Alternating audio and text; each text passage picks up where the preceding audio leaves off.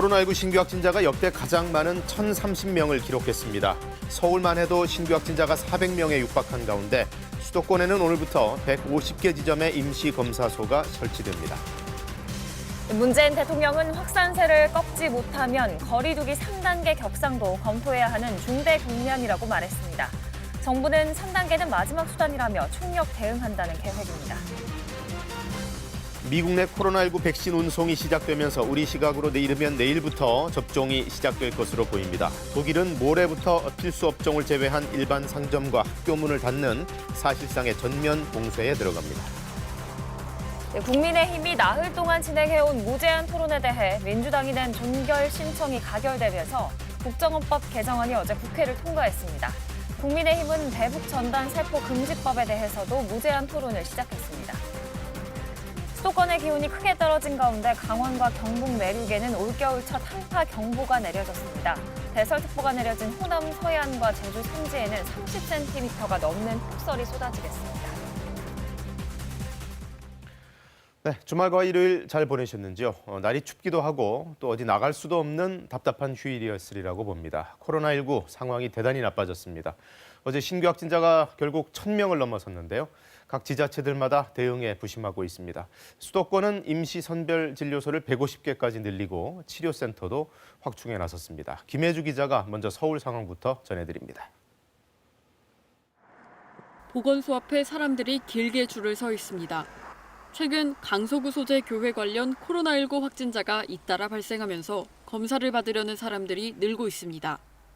지난 9일 해당 교회에서 첫 확진자가 나온 뒤 그제 하루 동안 51명이 추가로 확진된 겁니다. 이에 따라 교인과 그 가족, 교회 직원 등 모두 140명이 확진된 것으로 서울시는 조사했습니다. 강서구청 관계자는 해당 교회 신도들이 예배를 마친 뒤 외부 식당에서 식사를 함께한 것으로 확인됐다고 밝혔습니다. 이 밖에도 기존 감염 사례에서 추가 확진자가 계속해서 나오고 있는 상황입니다. 종로구의 식당과 관련해서는 8명이 추가로 확진돼 서울에서 모두 200명이 확진 판정을 받았습니다. 강서구의 댄스 교습 시설에서도 3명의 추가 확진자가 나왔습니다. 집단 감염뿐만 아니라 가족이나 지인 간 소규모 감염 건수도 그제 하루 166건으로 나타났고 아직까지 감염 경로를 조사 중인 사례도 113건으로 크게 늘었습니다.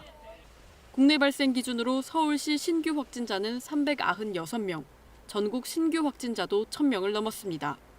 서울시는 추가적인 확산 차단을 위해서는 일상적 감염과 잠복 감염을 최소화해야 한다며 오늘부터 임시 선별진료소를 추가로 설치해 모두 56곳을 더 운영하겠다고 밝혔습니다.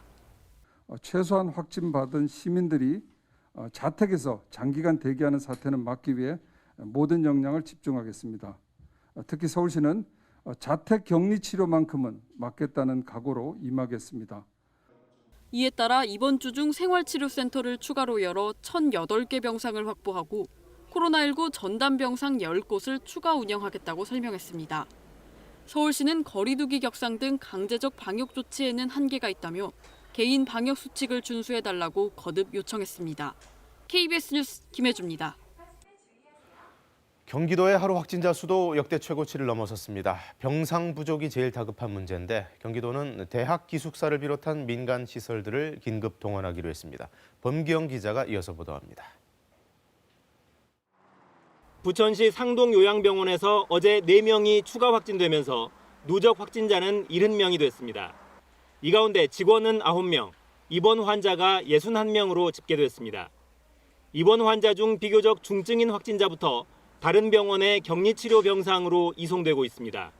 부천시 보건소 관계자는 확진자 전원에 대해 이송 요청을 해둔 상태지만 병상이 빠르게 확보되지 않아 순차적으로 이송하고 있다고 설명했습니다. 병상 확보가 쉽지 않은 건 확진자 증가 속도가 워낙 빠르기 때문입니다. 부천 요양병원뿐 아니라 포천 기도원 관련해 32명, 안산 요양병원 관련 17명이 확진되는 등 집단 감염이 이어지고 있습니다. 경기도 국내 발생 확진자 수는 328명, 코로나19 발생 이후 역대 최대 규모를 기록했습니다. 확진자가 급증하면서 병상 배정을 기다리는 확진자는 수도권에만 580명입니다. 경기도의 중증 환자 병상은 46개 가운데 단 2개 남았습니다. 이렇게 병상 부족이 심각해지자 이재명 경기도지사는 대학 기숙사 등 민간시설 강제 확보, 긴급 동원 조치에 들어간다고 밝혔습니다. 경기도는 어제 곧바로 수원에 있는 한 대학에 생활치료센터 지정 통보 공문을 보냈습니다. 이 지사는 공간과 장비가 확보되더라도 의료 인력이 부족해서 운영이 불가능하다면서 군 병력이나 의료 인력 확보에 도움을 주시기 바란다고 호소했습니다. KBS 뉴스 범기영입니다. 문재인 대통령은 어제 직접 중대본 회의를 주재했습니다. 사회적 거리두기 3단계가 불가피하다고 판단되면 과감하게 결단해달라 정부에 이렇게 주문했는데요. 일단 정부는 그 단계까지 가는 일이 없도록 총력을 다해보겠다고 했습니다. 우수경 기자의 보도입니다. 문재인 대통령이 코로나19 중앙재난안전대책본부 회의를 직접 주재한 건 약 10개월 만입니다. 지난 2월에 이어 두 번째로 회의는 예정된 시간인 30분을 넘겨 1시간 반이나 이어졌습니다. 그만큼 상황이 심각하다고 판단한 건데 거리두기 3단계는 마지막 수단이라면서도 가야 되는 상황이라면 시기를 놓치지 말아야 한다는 점을 강조했습니다. 지금 확산세를 꺾지 못하면 사회적 거리두기 3단계 격상도 검토해야 하는 중대한 국면입니다. 그 경우까지 대비하여 사전에 준비를 철저히 하고 불가피하다고 판단될 경우 과감하게 결단해 주기 바랍니다. 정부는 3단계로의 상향 검토에 착수했지만 지금이 막을 수 있는 마지막 기회라며 인력 확보와 재정 지원 등 총력 대응에 나섰습니다. 우선 공공의료 인력 280명을 감염병 전담병원과 생활치료센터에 선제적으로 배치합니다. 또 대한의사협회에서 모집한 개원의 등 550여 명은 선별진료소 등에 투입됩니다. 의대생 봉사단 300여 명은 오늘부터 설치되는 임시 선별진료소에 배치됩니다. 간호사 490여 명은 진료 현장으로, 임상병리사와 간호조무사는 검체 채취를 돕는 데 투입됩니다. 의료인에 대한 재정 지원도 대폭 확대됩니다. 중환자 전담 치료병상 간호사에게는 월 300만 원의 위험수당이 지급되고 중환자 야간 간호수가는 2배 인상됩니다. 정부는 의료계에 대한 재정과 물자 지원을 확대하여 의료인들이 진료에 전념할 수 있도록 지원하겠습니다. 한편 소방청은 수도권 지역의 환자 이송을 돕기 위해 다른 지역의 119 구급차 45대와 구급대원 180명을 투입하기로 했습니다. KBS 뉴스 우수경입니다. 위중증 환자를 수용할 병상 확보에도 비상이 걸렸습니다. 수도권의 중환자 병상 가동률은 90%대에 육박하는데요. 정부가 공공의료기관과 거점병원 지정을 통해서 중환자 병상 287개를 더 확보하겠다고 밝혔습니다. 오규정 기자입니다. 전국 코로나19 위중증 환자는 모두 179명, 주말 사이 10명이 늘었습니다. 확진자가 빠르게 늘고 있지만 남아있는 중증 환자 병상은 전국 62개가 전부입니다. 확진자가 가장 많이 나온 수도권은 13개에 불과합니다. 중환자 병상 가동률 90% 수준입니다. 정부가 이 같은 병상 부족 상황에 대응하기 위해 중환자 병상을 287개 더 추가하고 생활치료센터도 추가 운영해 모두 4,905개 병상을 더 확보하겠다고 밝혔습니다. 현재 일반 중환자 병상을 포함한 수도권 중환자 병상은 모두 333개, 가용 병상은 13곳인데 추가로 287병상을 확보하겠다는 계획입니다. 이를 위해 국립중앙의료원과 건보공단 일산병원, 성남시 의료원 등 공공의료기관과 민간 의료기관 2곳의 병상을 비워 코로나19 거점병원으로 지정하기로 했습니다. 또 국가지정 격리병상과 상급 종합병원 및 국립대병원의 중환자 병상을 중증 환자 전담치료병상으로 지정하고 민간 의료기관 병상도 활용하기로 했습니다. 방역당국은 또 의료 인력이 부족해 병상을 활용할 수 없는 병원에 대해선 공중보건의와 군의관 등 공공의료 인력과 함께 일선 개원의 등을 코로나19 현장에 투입할 방침이라고 밝혔습니다. KBS 뉴스 오규정입니다. 밤사이 기온이 곤두박질쳤습니다. 일부 지역에는 올겨울 첫 한파 경보도 내려졌는데요. 오늘 아침에는 기상캐스터가 야외로 나갔습니다. 불러보죠. 페이지 캐스터. 화면만 봐도 전해지네요. 많이 춥죠? 네, 오늘 아침 매서운 한파가 찾아왔습니다. 전국에 찬바람이 강하게 불면서 기온이 크게 떨어졌는데요. 오늘 아침 서울 기온은 영하 8.7도까지 떨어졌습니다. 지금 서울과 경기 북부, 또 강원 지역과 충북 북부, 경북 북부 지역에는 한파특보가 내려져 있습니다. 특히 강원 지역과 경북 북부 내륙 지역으로는 올겨울 들어 처음으로 한파경보가 발효 중입니다. 서해안 지역에는 바람도 거세게 불고 있습니다. 서해안과 제주에는 강풍주의보도 발효 중인데요. 이 추위는 내일과 모레 더 심해지겠습니다. 오늘보다 기온이 더 떨어져 춥겠고요. 이번 주는 건강관리도 잘해주셔야겠고 겨울철 동파 사고도 대비하셔야겠습니다. 모레인 수요일까지 충남 서해안과 호남, 제주에는 많은 눈이 오겠습니다. 특히 대설특보가 내려진 호남 서해안과 제주 산지에는 30cm가 넘는 폭설이 쏟아지겠습니다. 현재 기온 살펴보겠습니다. 서울이 영하 8.3도, 춘천은 영하 11.5도로 어제보다 4도에서 10도 이상 기온이 떨어져 있습니다. 남부지방도 광주가 영하 1.4도, 대구 영하 2.9도로 어제보다 4도가량 기온이 낮습니다. 낮 기온은 서울이 영하 4도, 대전 영하 1도로 종일 영하권에 머물겠고요. 남부지방도 광주 0도, 대구 1도, 부산 3도로 어제보다 10도 이상 기온이 떨어지겠습니다. 바다의 물결은 모든 해상에서 높게 일겠고요. 서해상과 동해상에서는 물결이 최고 5m로 매우 거세게 일겠습니다. 어제 내린 눈비 때문에 도로가 얼어붙어서 미끄러운 곳이 많습니다. 출근길 안전사고 각별히 유의하시고요. 수험장으로 향하는, 면접장으로 향하는 수험생분들도 따뜻하게 챙겨 입으셔야겠습니다. 지금까지 여의도에서 날씨 전해드렸습니다. 미국에선 코로나19 백신 운송이 시작됐습니다. 질병통제예방센터 CDC도 16세 이상에 대한 접종을 승인하면서 이르면 당장 내일부터 접종이 가능할 걸로 보입니다. 워싱턴에서 금채령 특파원이 보도합니다. 공항에 대기 중인 화물기에 백신이 담긴 특수 보관함을 싣는 작업이 한창입니다. 화이자사의 미시간주 칼라마주 시설에서 생산된 백신이 배송되기 시작했습니다. 비행기는 물론 트럭을 통해서도 운반되는데 영하 70도의 초저온 상태를 유지해야 합니다. 현지 시간 14일 월요일 오전까지, 한국 시간으로는 내일 새벽까지 미국 내 145곳에 백신이 배송될 예정입니다. 백신 운송 시작에 발맞춰 미 질병통제예방센터 CDC는 16세 이상 백신 접종을 승인했습니다. 이에 따라 한국 시간으로 내일 새벽부터 미국 내 접종이 본격적으로 시작될 예정입니다. 미 코로나19 신속대응부서인 초고속 작전팀은 오는 16일까지 미국 내 636곳에 백신을 보낼 것이라고 밝힌 바 있습니다. 순조롭게 배송 작업이 이루어지면 이번 주 중반까지는 미 전역에서 백신 접종이 이루어지게 됩니다. 미 보건당국은 올해 안에 2천만 명을 접종시키고 내년 3월까지는 1억 명까지 접종을 목표로 하고 있습니다. 초고속 작전팀의 몬세프 슬라위 최고 책임자는 내년 상반기 중에는 집단 면역이 생기길 희망한다고 밝혔습니다. So we need to have immunized about 75 or 80% of the US population before herd immunity can really be established. We hope to reach that point between the month of May and the month of June. 미 보건당국은 이에 따라 현재 61% 정도인 백신 접종 희망자의 비율을 좀 더 높이기 위해 대책 마련에 부심하고 있습니다. 현재 미국 내 확진자는 1,600만 명을 넘었고 사망자는 곧 30만 명을 넘을 것으로 분석됩니다. 워싱턴에서 KBS 뉴스 금철영입니다. 독일은 사실상의 전면 봉쇄에 들어갑니다. 오늘 16일부터 다음 달 10일까지 필수 업종을 제외한 상점과 학교가 문을 닫습니다.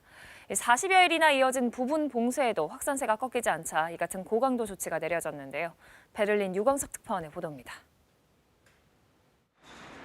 독일 대부분의 상점이 16일부터 문을 닫아야 합니다. 슈퍼마켓과 약국, 은행 등 필수 업종만 문을 열 수 있습니다. 미용실과 마사지샵 등 거리 유지가 안 되는 상점 영업도 중단됩니다. 집에서 친구나 친척 등과의 모임은 계속 5명까지로 제한됩니다. 공공장소에서 음주는 금지되고 식당은 현재처럼 포장과 배달 영업만 가능합니다. 12월 마지막 날 새해를 맞이하며 여는 폭죽놀이도 올해는 할 수 없습니다. 학교와 유치원도 문을 닫아야 하고 부모가 자녀를 맡길 곳이 없는 경우에만 긴급 돌봄이 가능합니다. 예배는 가능하지만 마스크 착용과 거리 유지를 해야 하고 찬송과 합창은 금지됩니다. 봉쇄 기간은 다음 달 10일까지입니다. Unser Vorhaben war ja immer, eine Überlastung des Gesundheitssystems zu vermeiden. Deshalb besteht dringender Handlungsbedarf. 독일은 지난달 2일부터 식당 영업을 제한하되 일반 상점과 학교 문을 계속 열어두는 부분 봉쇄 조치를 시행했습니다. 하지만 지난 11일 하루 신규 확진자가 29,800여 명, 사망자가 598명으로 사상 최고치까지 오르는 등 상황이 더욱 악화되자 연방정부와 16개 주정부가 이같이 결정했습니다. 독일 정부는 봉쇄 조치로 타격을 받는 기업들을 위해 한 달에 14조 6천억 원 가량을 투입할 예정입니다. 운영이 중단된 업체는 고정비의 최대 90%까지 지원받습니다. 베를린에서 KBS 뉴스 유광석입니다. 국가정보원의 대공수사권을 경찰로 넘기는 내용의 국정원법 개정안이 어제 국회를 통과했습니다. 대북 전단을 살포하면 처벌한다는 법안도 뒤이어 상정됐는데 국민의힘은 거기에 대해서도 반대하며 무제한 토론을 시작했습니다. 김지숙 기자의 보도입니다. 국민의힘이 국정원법 개정안에 대한 무제한 토론을 시작한 지 나흘째였던 어젯밤. 무제한 토론이 종결되었음을 선포합니다. 재적의원 5분의 3, 의결 정족수에 딱 맞춘 180명 찬성으로 무제한 토론은 끝이 났습니다. 이어진 표결에서 국정원법 개정안도 통과됐습니다. 곧바로 상정된 이른바 대북전단 살포금지법인 남북관계발전법 개정안. 대북전단을 살포하면 최대 3년의 징역형에 처하는 게 주요 내용입니다. 여기에도 국민의힘은 무제한 토론을 시작했고 대북전란 단체들을 제재해서 날리지 못하게 철저히 통제하고 있습니다. 이렇게 지금 있는 법으로도 가능한데 정부와 여당은 새로운 규제를 또 만들어내려고 합니다. 민주당은 종결 신청을 냈습니다. 이에 따라 24시간이 되는 오늘 밤 다시 무제한 토론 종결을 위한 표결 절차에 들어가게 됐습니다. 민주당은 코로나19 확진자가 1,000명을 돌파한 위급한 시기에 무제한 토론이 아닌 무제한 국력 낭비를 할 수 없다고 밝혔습니다. 이에 국민의힘은 거대 여당의 횡포라면서 야당의 입을 막겠다고 하는 것 같다고 비판했습니다.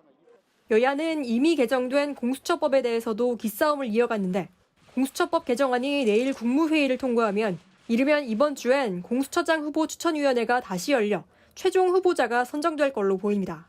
KBS 뉴스 김지숙입니다. 고병원성 조류 인플루엔자 AI의 확산세도 거세졌습니다. 관련해서 이동 중지 명령이 내려졌는데도 어제 경기도 김포와 전남 영암 등에서 전파 사례가 또 나왔습니다. 정부는 긴급 행정명령을 추가로 발동했습니다. 우정화 기자가 보도합니다.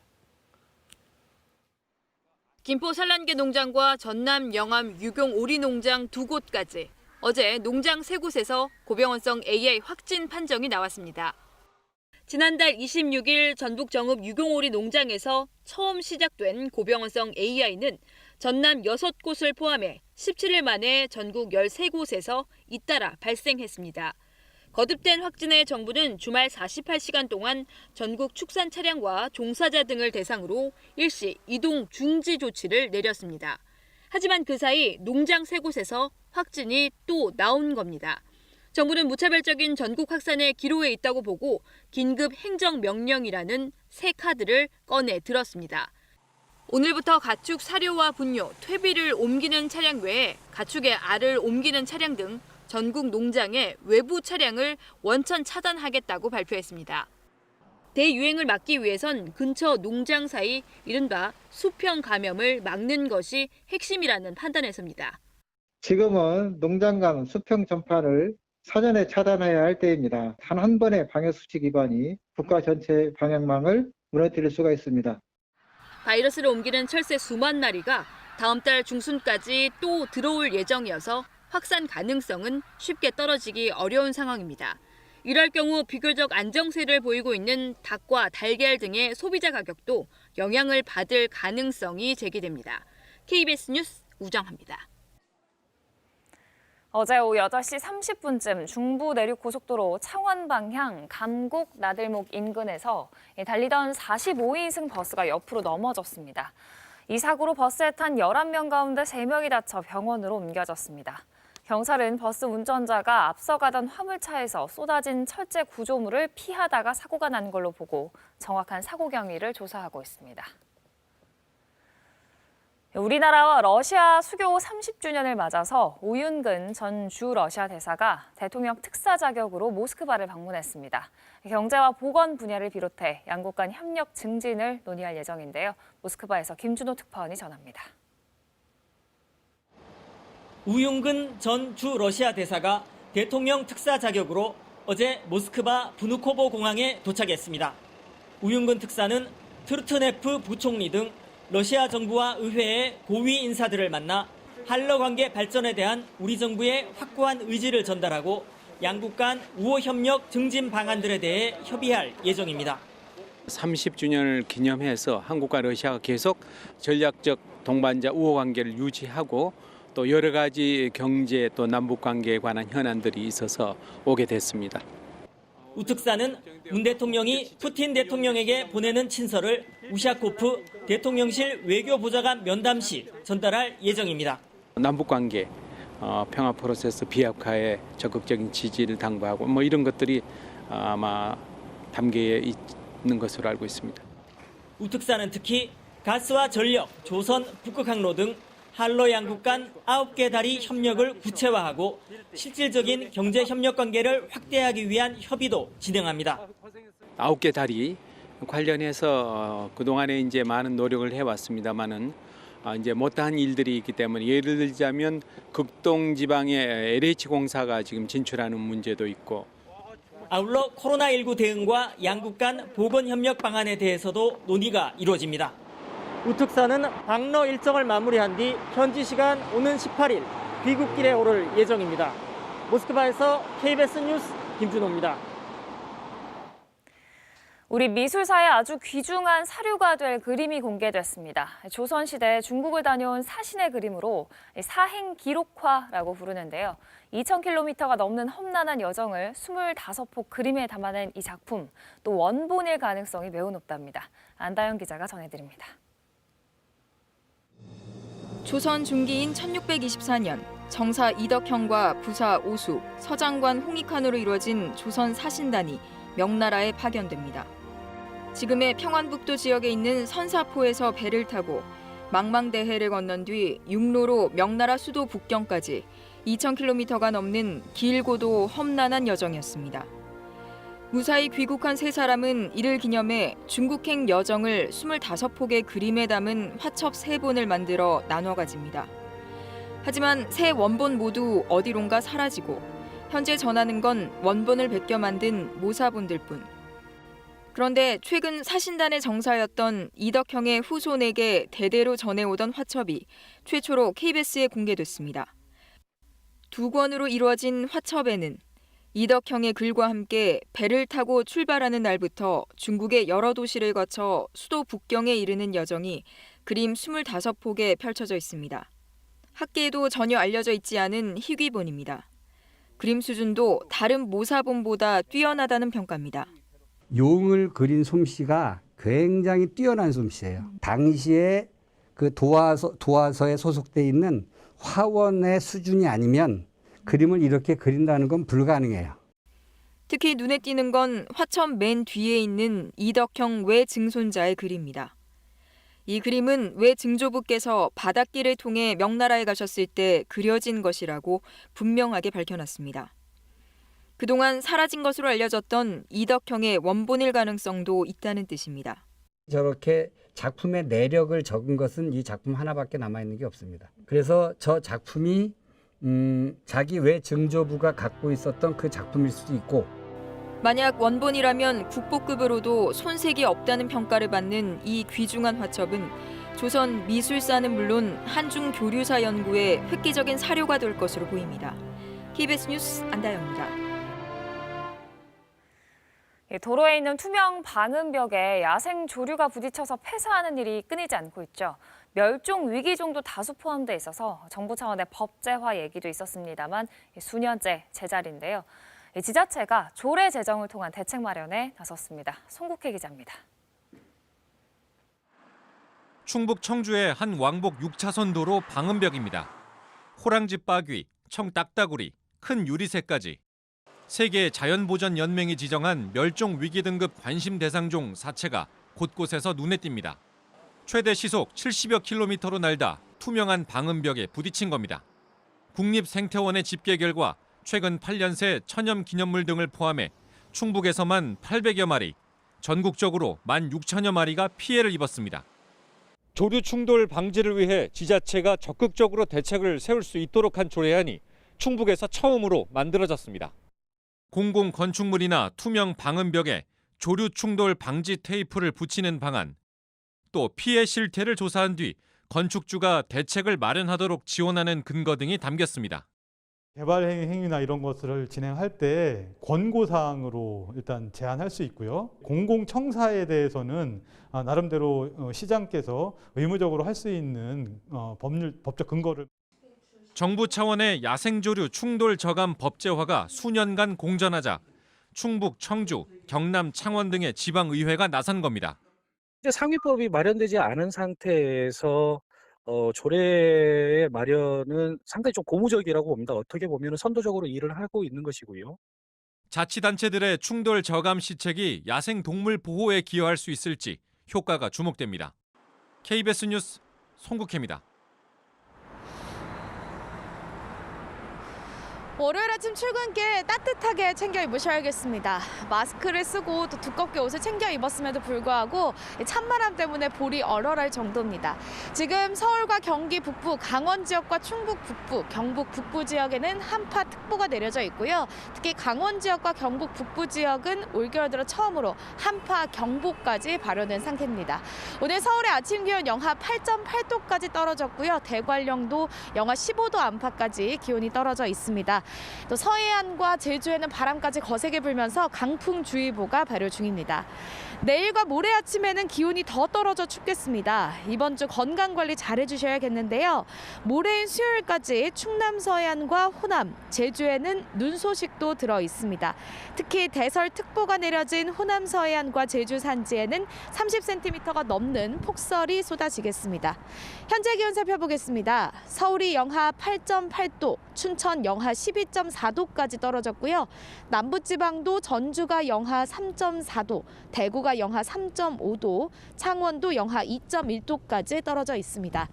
낮 기온은 서울이 영하 4도, 대전 영하 1도로 종일 영하권에 머물겠고요. 남부지방도 어제보다 10도 이상 기온이 떨어져 있습니다. 광주 0도, 대구 1도, 부산 3도 예상됩니다. 바다의 물결은 모든 해상에서 높게 일겠고요. 특히 서해안과 서해상과 동해상에서는 물결이 최고 5m까지 매우 높게 일겠습니다. 어제 내린 눈비가 얼어붙어서 도로가 미끄러운 것이 많습니다. 출근길 교통안전에 각별히 유의하셔야겠습니다. 지금까지 여의도에서 날씨 전해드렸습니다. 네, 코로나19의 3차 대유행 기세가 무섭습니다. 지난 봄 1차 유행 때의 정점을 이미 넘어섰고 어제는 신규 확진자가 처음으로 1,000명을 넘어섰습니다. 서울에서만 400명 가까운 감염자가 발생했는데 각 지자체마다 검사소와 치료시설 황급히 늘리고 있습니다. 김혜주 기자가 보도합니다. 보건소 앞에 사람들이 길게 줄을 서 있습니다. 최근 강서구 소재 교회 관련 코로나19 확진자가 잇따라 발생하면서 검사를 받으려는 사람들이 늘고 있습니다. 지난 9일 해당 교회에서 첫 확진자가 나온 뒤 그제 하루 동안 51명이 추가로 확진된 겁니다. 이에 따라 교인과 그 가족, 교회 직원 등 모두 140명이 확진된 것으로 서울시는 조사했습니다. 강서구청 관계자는 해당 교회 신도들이 예배를 마친 뒤 외부 식당에서 식사를 함께한 것으로 확인됐다고 밝혔습니다. 이 밖에도 기존 감염 사례에서 추가 확진자가 계속해서 나오고 있는 상황입니다. 종로구의 식당과 관련해서는 8명이 추가로 확진돼 서울에서 모두 200명이 확진 판정을 받았습니다. 강서구의 댄스 교습 시설에서도 3명의 추가 확진자가 나왔습니다. 집단 감염뿐만 아니라 가족이나 지인 간 소규모 감염 건수도 그제 하루 166건으로 나타났고 아직까지 감염 경로를 조사 중인 사례도 113건으로 크게 늘었습니다. 국내 발생 기준으로 서울시 신규 확진자는 396명, 전국 신규 확진자도 1,000명을 넘었습니다. 서울시는 추가적인 확산 차단을 위해서는 일상적 감염과 잠복 감염을 최소화해야 한다며 오늘부터 임시 선별진료소를 추가로 설치해 모두 56곳을 더 운영하겠다고 밝혔습니다. 최소한 확진받은 시민들이 자택에서 장기간 대기하는 사태는 막기 위해 모든 역량을 집중하겠습니다. 특히 서울시는 자택 격리 치료만큼은 막겠다는 각오로 임하겠습니다.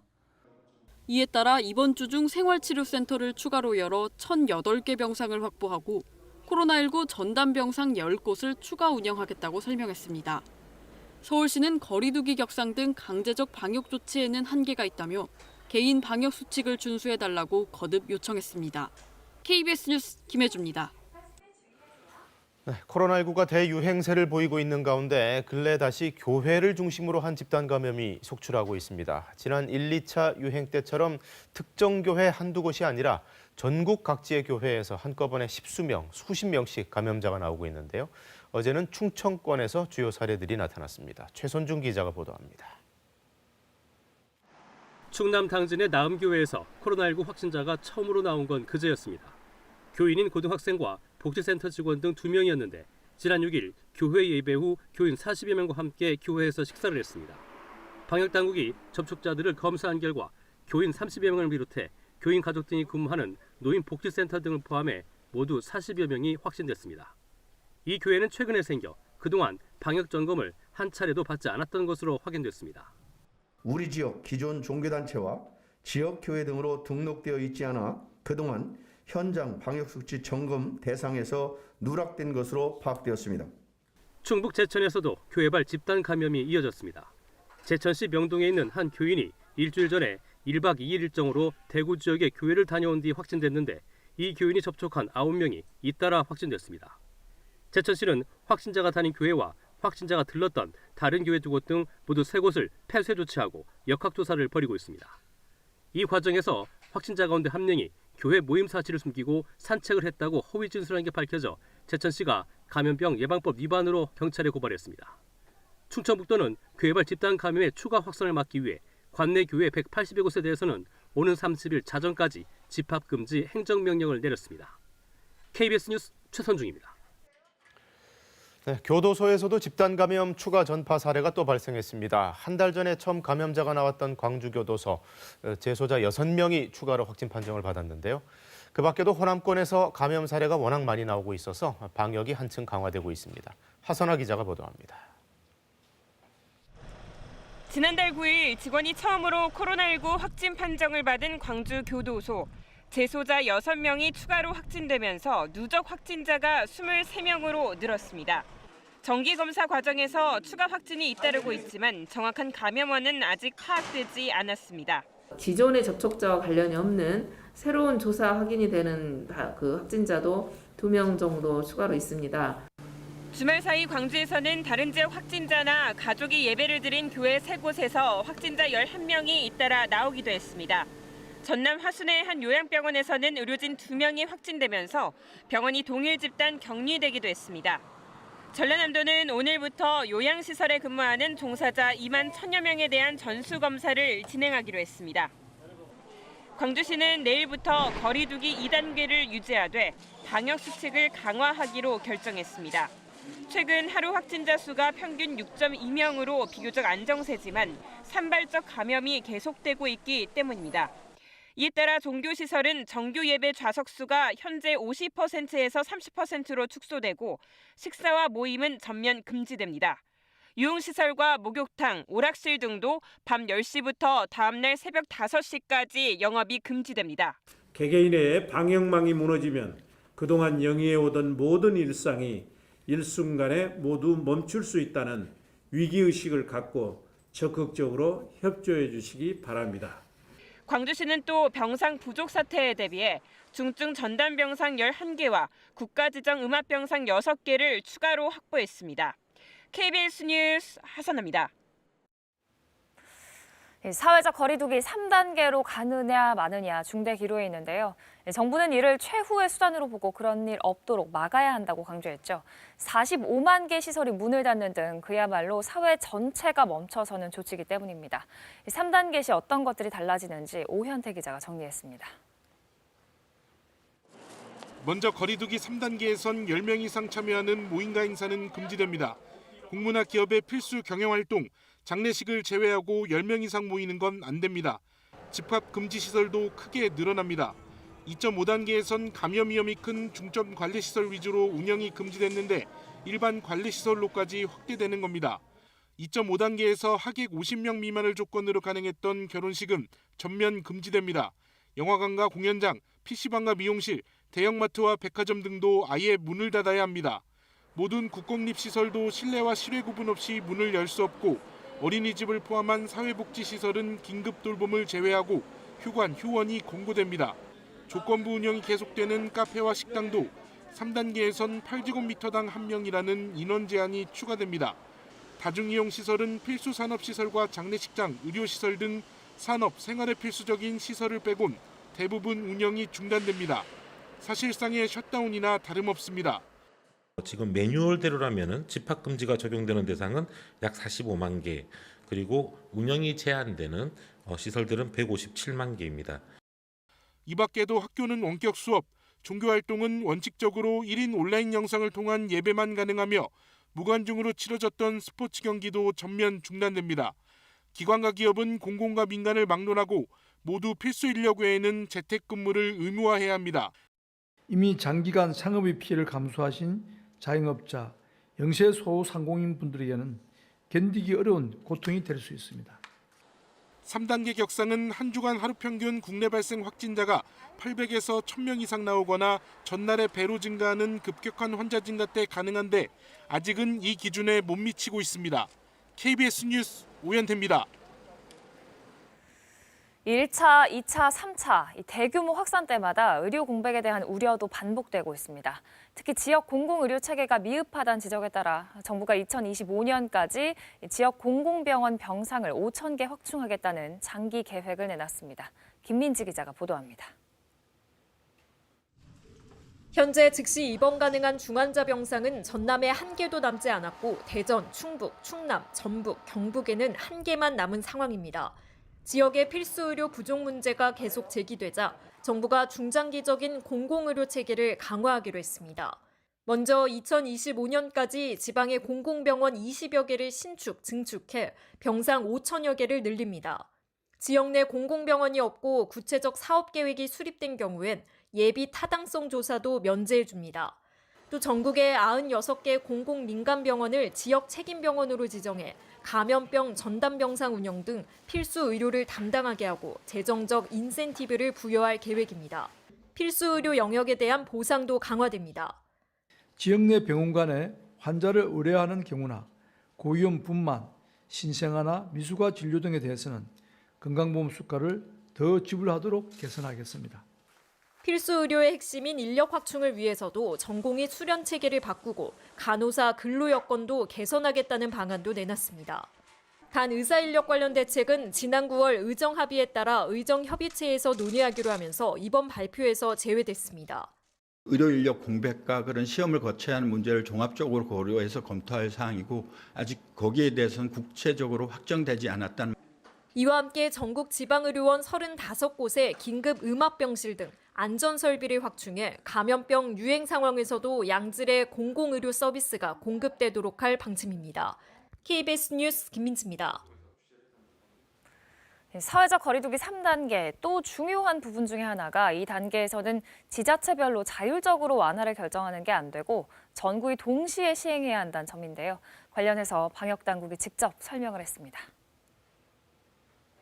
3단계라고 하는 것은 이 코로나19의 확산세를 꺾기 위해서 저희가 사용할 수 있는 가장 마지막 수단입니다.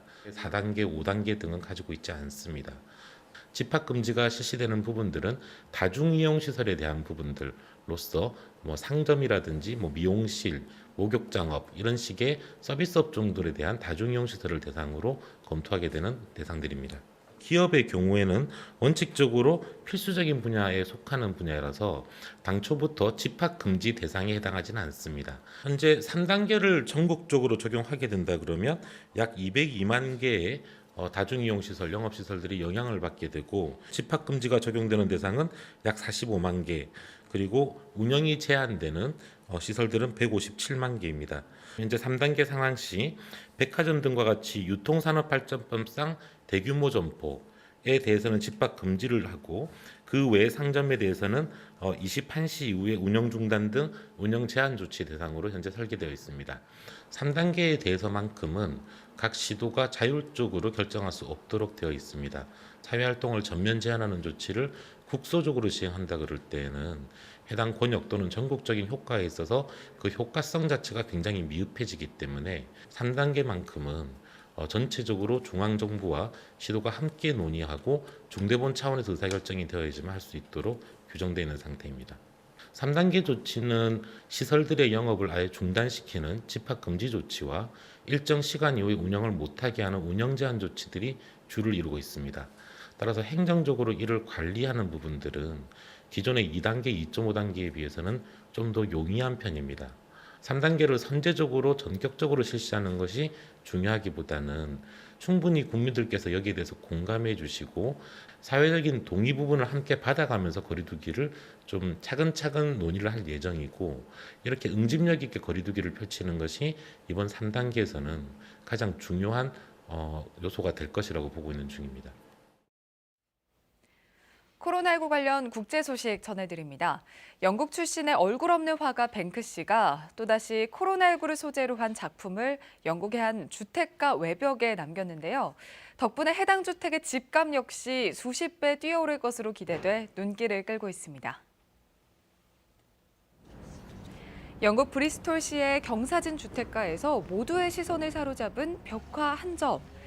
얼굴 없는 화가로 유명한 뱅크 씨가 한 가정집 외벽에 남긴 새 작품입니다. 애취라는 제목의 이 벽화는 입에 있던 틀니가 날아가고 손에서 지팡이와 가방까지 놓칠 만큼 크게 재채기하는 할머니의 모습을 표현했는데요.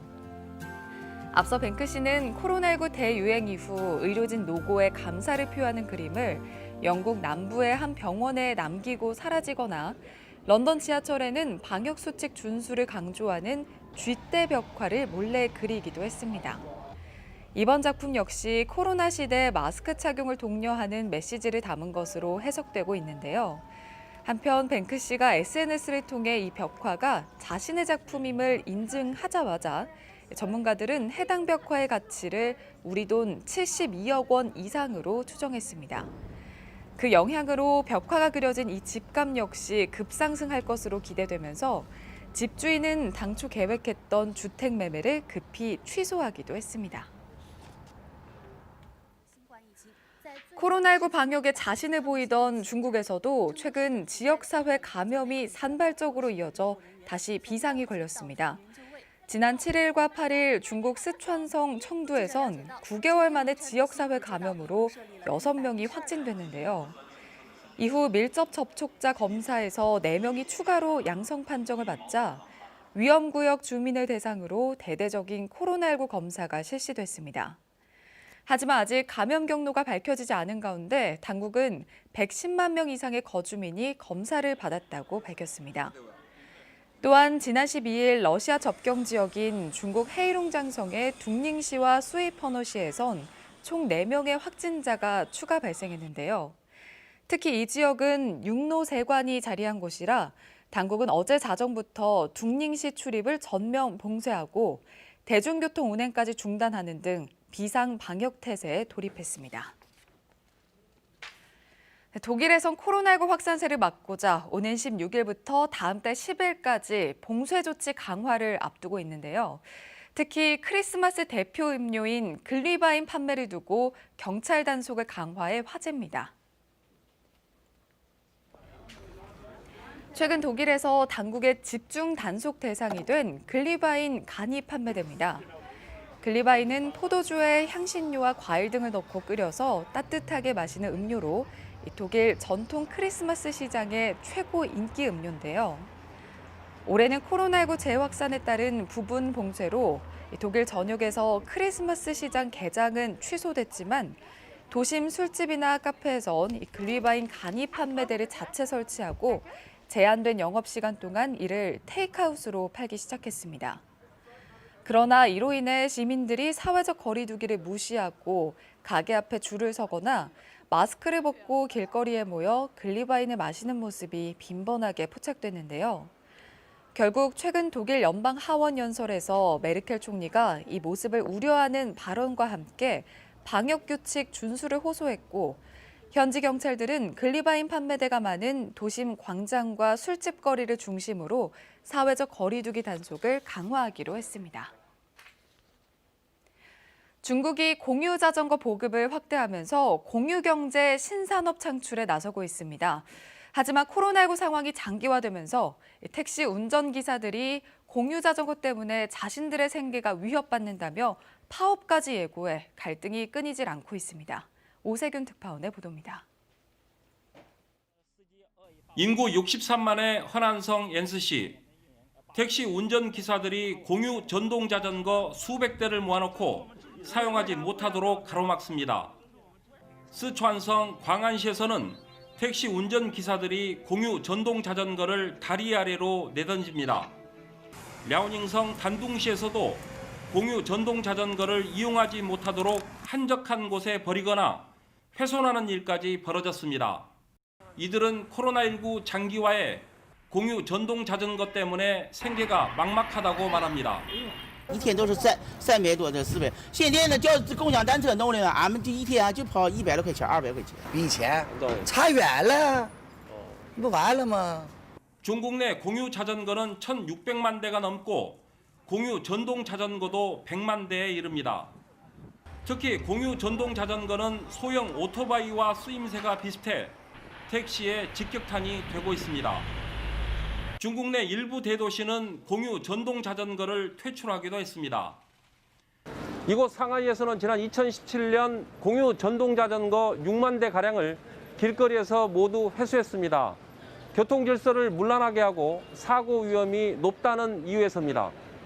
하지만 중소도시에서는 오히려 공유 전동 자전거가 빠르게 보급되면서 택시 운전기사들의 항의가 거세지고 있습니다. 现在准备好了，准备罢工，共享单车、共享那个小电动车，全部让它取缔。 택시와 공유 전동 자전거와의 이해 충돌을 어떻게 풀어낼지 중국 당국의 대응이 관심을 모으고 있습니다. 상하이에서 KBS 뉴스 오세균입니다. 코로나19 관련해서 국내 소식 몇 가지 더 전해드리겠습니다. 첫 번째 키워드부터 살펴보시죠. 네, 코로나 끝나도 재택근무 늘어날 듯이라는 키워드입니다. 이 코로나19 사태가 길어지면서 재택근무하는 분들 많이 계실 텐데요. 한국은행이 코로나19가 끝나더라도 재택근무가 일정하게 늘 것으로 전망했습니다. 한국은행 조사국은 코로나19 위기로 재택근무에 대한 인식이 많이 개선됐다라며 관련 보고서에서 이같이 밝혔습니다.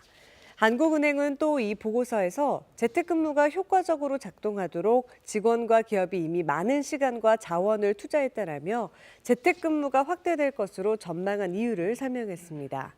한국은행은 또 재택근무가 확산되면 대도시 상업건물 수요가 줄고 직원들의 교외 이주를 유도할 수 있을 것으로 예상했습니다.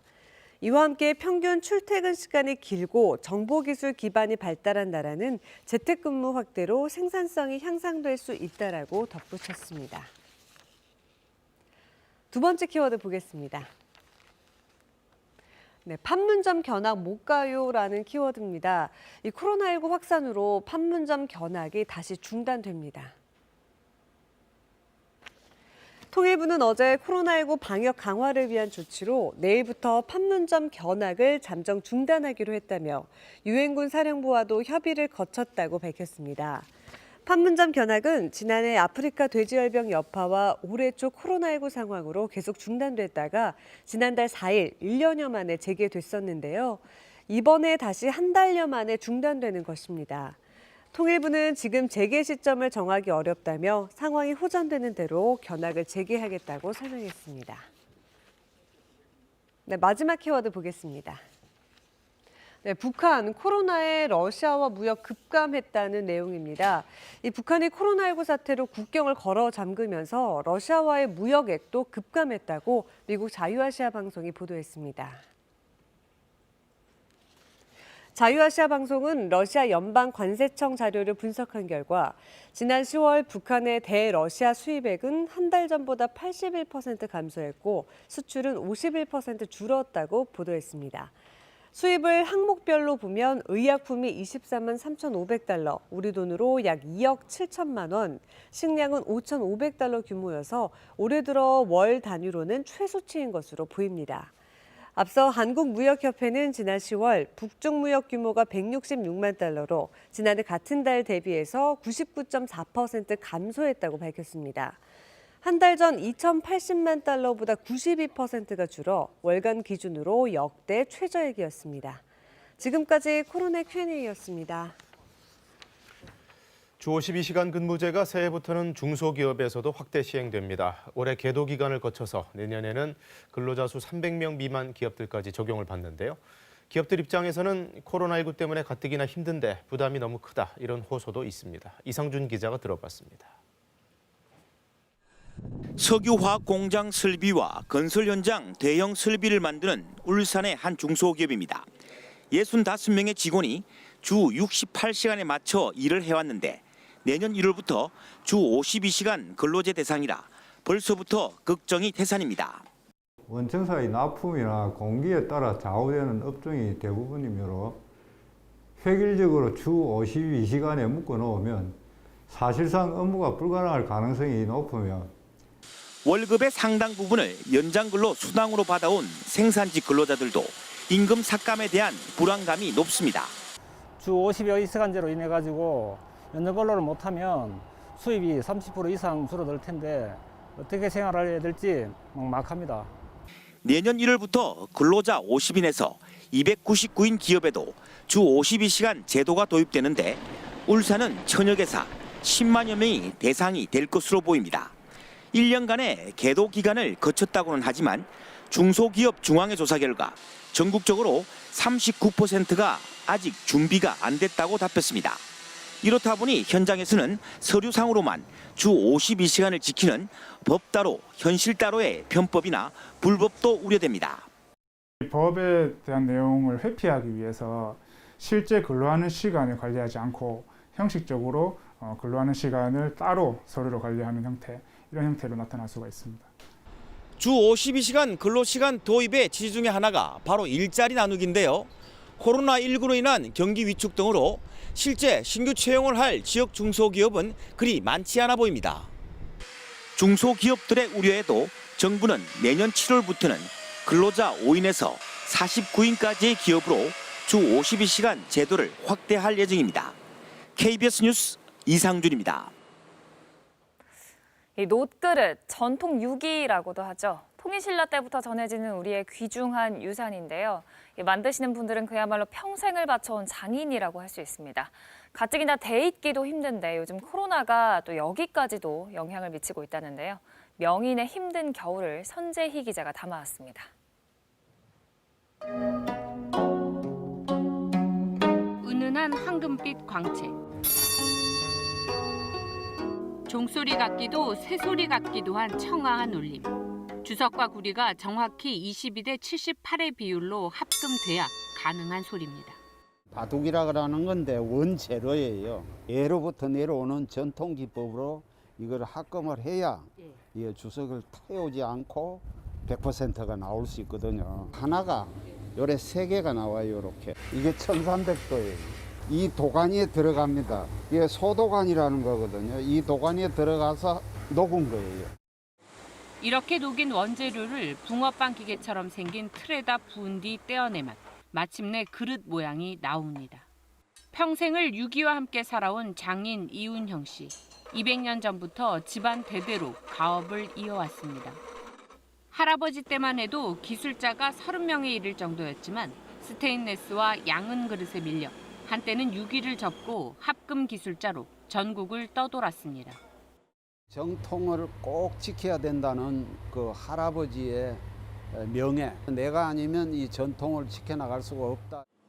미국에서 공부한 사위가 회사까지 그만두고 가업을 이은 지 어느덧 10년이 됐습니다. 나라에서도 그런 지원 사업을 조금 통해서 젊은 사람들이 업계에서 일을 많이 할 수 있게끔 장려해 주시면 좋겠습니다. 음식을 오래 보관할 수 있다는 장점 때문에 결혼 예물로 인기가 높았지만 올해는 코로나19 여파를 피해가지 못했습니다. 코로나 때문에 결혼식도 미루니까 예단도 이렇게 미루는구나. 올해는 조금 힘들었죠. 뛰어난 합금 기술의 유산 전통유기.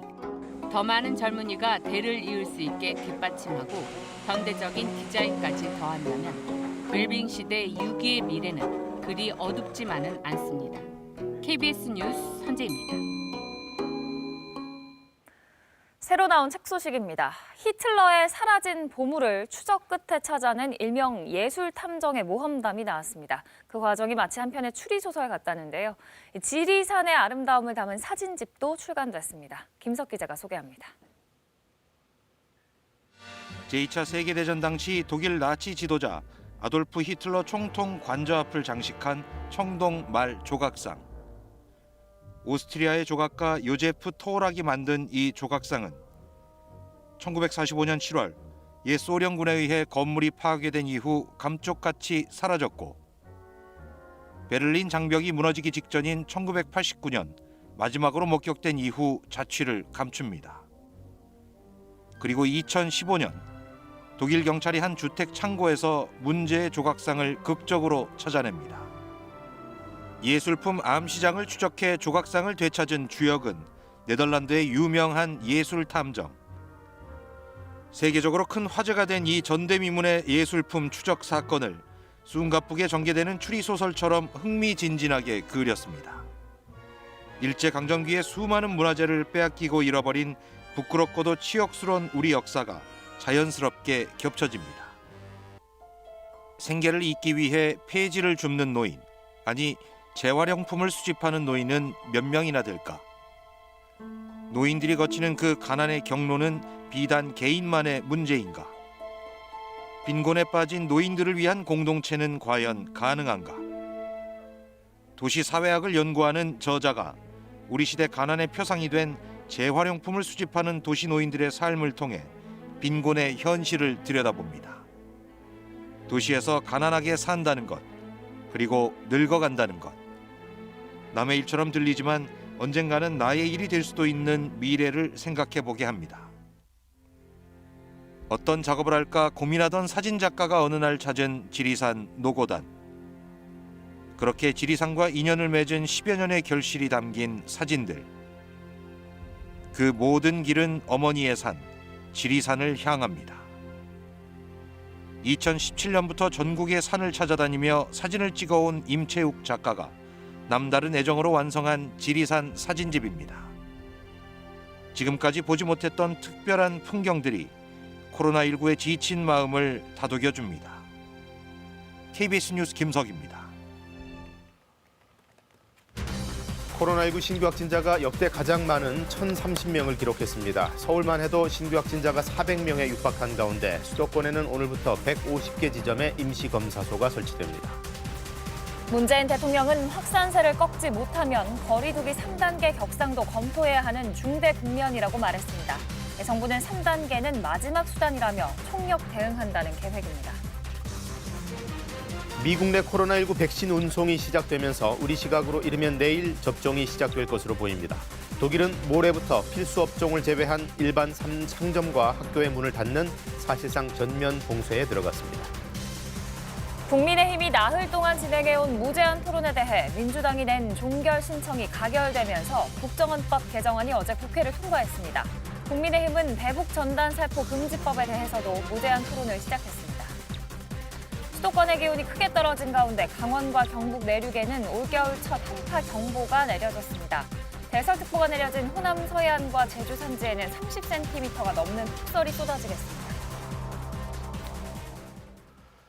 네, 해 뜨기 전에 새벽이 가장 어둡다고 했던가요? 이 코로나19 백신 소식이 긴 터널의 끝을 보여주는가 싶더니 이 막판에 또 3차 대유행이 발생했습니다. 상황이 아주 안 좋죠? 어제 신규 확진자가 결국 1,000명을 넘어섰고요. 수도권에는 임시검사소만 150개가 들어섰습니다. 김혜주 기자가 보도합니다. 보건소 앞에 사람들이 길게 줄을 서 있습니다.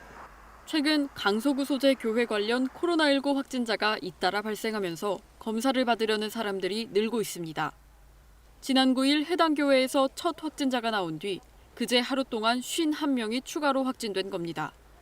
이에 따라 교인과 그 가족, 교회 직원 등 모두 140명이 확진된 것으로 서울시는 조사했습니다. 강서구청 관계자는 해당 교회 신도들이 예배를 마친 뒤 외부 식당에서 식사를 함께한 것으로 확인됐다고 밝혔습니다. 이 밖에도 기존 감염 사례에서 추가 확진자가 계속해서 나오고 있는 상황입니다. 종로구의 식당과 관련해서는 8명이 추가로 확진돼 서울에서 모두 200명이 확진 판정을 받았습니다. 강서구의 댄스 교습 시설에서도 3명의 추가 확진자가 나왔습니다. 집단 감염뿐만 아니라 가족이나 지인 간 소규모 감염 건수도 그제 하루 166건으로 나타났고 아직까지 감염 경로를 조사 중인 사례도 113건으로 크게 늘었습니다. 국내 발생 기준으로 서울시 신규 확진자는 396명, 전국 신규 확진자도 1000명을 넘었습니다. 서울시는 추가적인 확산 차단을 위해서는 일상적 감염과 잠복 감염을 최소화해야 한다며 오늘부터 임시 선별진료소를 추가로 설치해 모두 56곳을 더 운영하겠다고 밝혔습니다. 최소한 확진받은 시민들이 자택에서 장기간 대기하는 사태는 막기 위해 모든 역량을 집중하겠습니다. 특히 서울시는 자택 격리 치료만큼은 막겠다는 각오로 임하겠습니다. 이에 따라 이번 주 중 생활치료센터를 추가로 열어 1,008개 병상을 확보하고 코로나19 전담 병상 10곳을 추가 운영하겠다고 설명했습니다. 서울시는 거리 두기 격상 등 강제적 방역 조치에는 한계가 있다며 개인 방역 수칙을 준수해달라고 거듭 요청했습니다. KBS 뉴스 김혜주입니다. 경기도에서도 처음으로 300명대라는 일일 확진자 수치가 나왔습니다. 무엇보다 의료시설이 포화 상태를 맞아서 당장 병상이 부족한데요. 경기도 측은 민간 대학의 기숙사를 생활치료센터로 동원하는 등 상당히 강도 높은 대응 조치에 나섰습니다. 보도에 범기영 기자입니다. 부천시 상동요양병원에서 어제 4명이 추가 확진되면서 누적 확진자는 70명이 됐습니다. 이 가운데 직원은 9명, 입원 환자가 61명으로 집계됐습니다. 입원 환자 중 비교적 중증인 확진자부터 다른 병원의 격리치료 병상으로 이송되고 있습니다. 부천시 보건소 관계자는 확진자 전원에 대해 이송 요청을 해둔 상태지만 병상이 빠르게 확보되지 않아 순차적으로 이송하고 있다고 설명했습니다. 병상 확보가 쉽지 않은 건 확진자 증가 속도가 워낙 빠르기 때문입니다. 부천 요양병원뿐 아니라 포천 기도원 관련해 32명, 안산 요양병원 관련 17명이 확진되는 등 집단 감염이 이어지고 있습니다. 경기도 국내 발생 확진자 수는 328명, 코로나19 발생 이후 역대 최대 규모를 기록했습니다. 확진자가 급증하면서 병상 배정을 기다리는 확진자는 수도권에만 580명입니다. 경기도의 중증 환자 병상은 46개 가운데 단 2개 남았습니다. 이렇게 병상 부족이 심각해지자 이재명 경기도지사는 대학 기숙사 등 민간시설 강제 확보, 긴급 동원 조치에 들어간다고 밝혔습니다. 경기도는 어제 곧바로 수원에 있는 한 대학에 생활치료센터 지정 통보 공문을 보냈습니다. 이 지사는 공간과 장비가 확보되더라도 의료 인력이 부족해서 운영이 불가능하다면서 군병력이나 의료 인력 확보에 도움을 주시기 바란다고 호소했습니다. KBS 뉴스 범기영입니다. 네, 전국적인 상황은 앵커 브리핑으로 정리해드리겠습니다. 어제 0시 기준 신규 확진자 1,030명, 처음으로 1,000명대를 찍었습니다. 국내 첫 확진자가 나온 이후 328일 만입니다. 지금 무엇보다 제일 우려스러운 부분은 검사 건수 대비 확진자 비율입니다. 그저께 0시 기준으로는 이 3만 8천여 검사 표본 가운데 확진자가 950명이었는데요. 어제 0시 기준으로는 이거보다 훨씬 작은 2만 4천여 검사 건수 가운데 1,000명 이상이 확진 판정을 받았습니다. 전날이 휴일이었기 때문에 검사 건수가 확실히 줄었는데도 확진 건수는 오히려 늘어난 겁니다. 이 급증하는 확진자만큼이나 걱정되는 상황, 바로 중환자 병상 문제입니다. 이제 남아있는 중증 환자 병상이 전국 62개가 전부입니다. 특히 이 환자가 제일 많이 나오고 있는 수도권은 13개에 불과합니다. 정부는 이 문제를 대응하기 위해서 추가로 중환자 병상 287개를 확보하겠다고 밝혔는데요. 먼저 공공의료기관, 민간의료기관 두 곳을 거점병원으로 지정해서 152개 병상을 확보한다는 계획입니다. 또 국가지정 입원치료 격리병상과 상급종합병원 그리고 국립대학병원의 중환자 병상들을 코로나19 중환자 전담치료 병상으로 지정해서 108개 병상을 확보하고 또 나머지는 민간의료기관의 협조를 받아서 채우겠다는 계획입니다. 3차 대유행이 걷잡을 수 없이 심각해지자 문재인 대통령은 어제 중대본 회의를 직접 주재했습니다. 사회적 거리두기 3단계가 불가피하다고 판단된다면 과감히 결단해달라 이렇게 정부에 당부를 했는데요. 그 내용은 우수경 기자가 전해드립니다. 문재인 대통령이 코로나19 중앙재난안전대책본부 회의를 직접 주재한 건 약 10개월 만입니다. 지난 2월에 이어 두 번째로 회의는 예정된 시간인 30분을 넘겨 1시간 반이나 이어졌습니다. 그만큼 상황이 심각하다고 판단한 건데 거리두기 3단계는 마지막 수단이라면서도 가야 되는 상황이라면 시기를 놓치지 말아야 한다는 점을 강조했습니다. 지금 확산세를 꺾지 못하면 사회적 거리두기 3단계 격상도 검토해야 하는 중대한 국면입니다. 그 경우까지 대비하여 사전에 준비를 철저히 하고 불가피하다고 판단될 경우 과감하게 결단해 주기 바랍니다. 정부는 3단계로의 상향 검토에 착수했지만 지금이 막을 수 있는 마지막 기회라며 인력 확보와 재정 지원 등 총력 대응에 나섰습니다.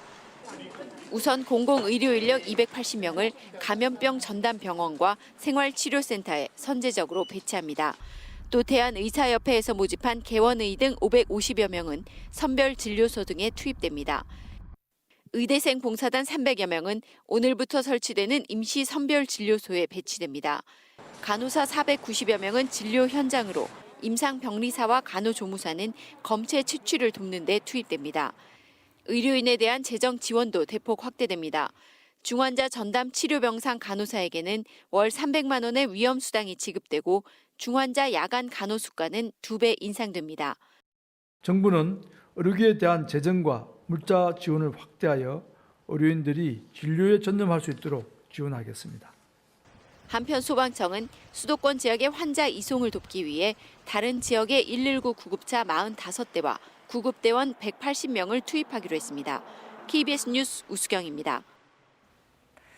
이 가운데 날이 급격히 추워져서 걱정입니다. 건강관리 각별히 잘해주셔야겠는데요. 일부 지역에 올겨울 첫 한파 경보가 내려졌고 서해안과 제주에는 큰 눈도 예고됐습니다. 야외에 나가 있는 기상캐스터 불러보죠. 배지 캐스터, 우선 이 날이 얼마나 추워진 건지부터 알려주시죠.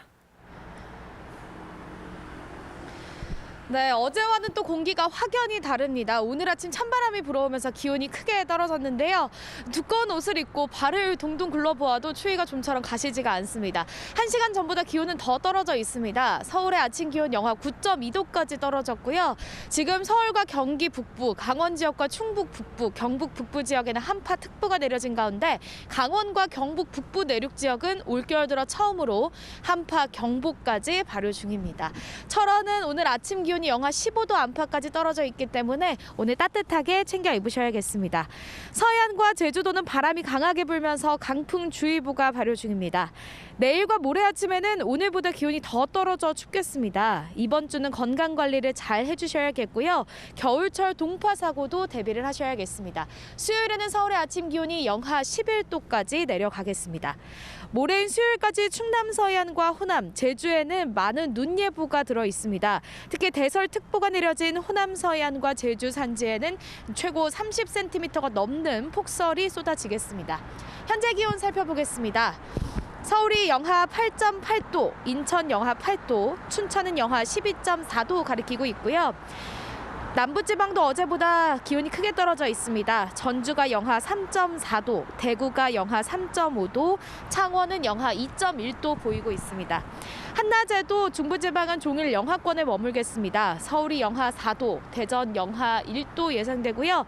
남부지방도 어제보다 10도 넘게 기온이 떨어지겠습니다.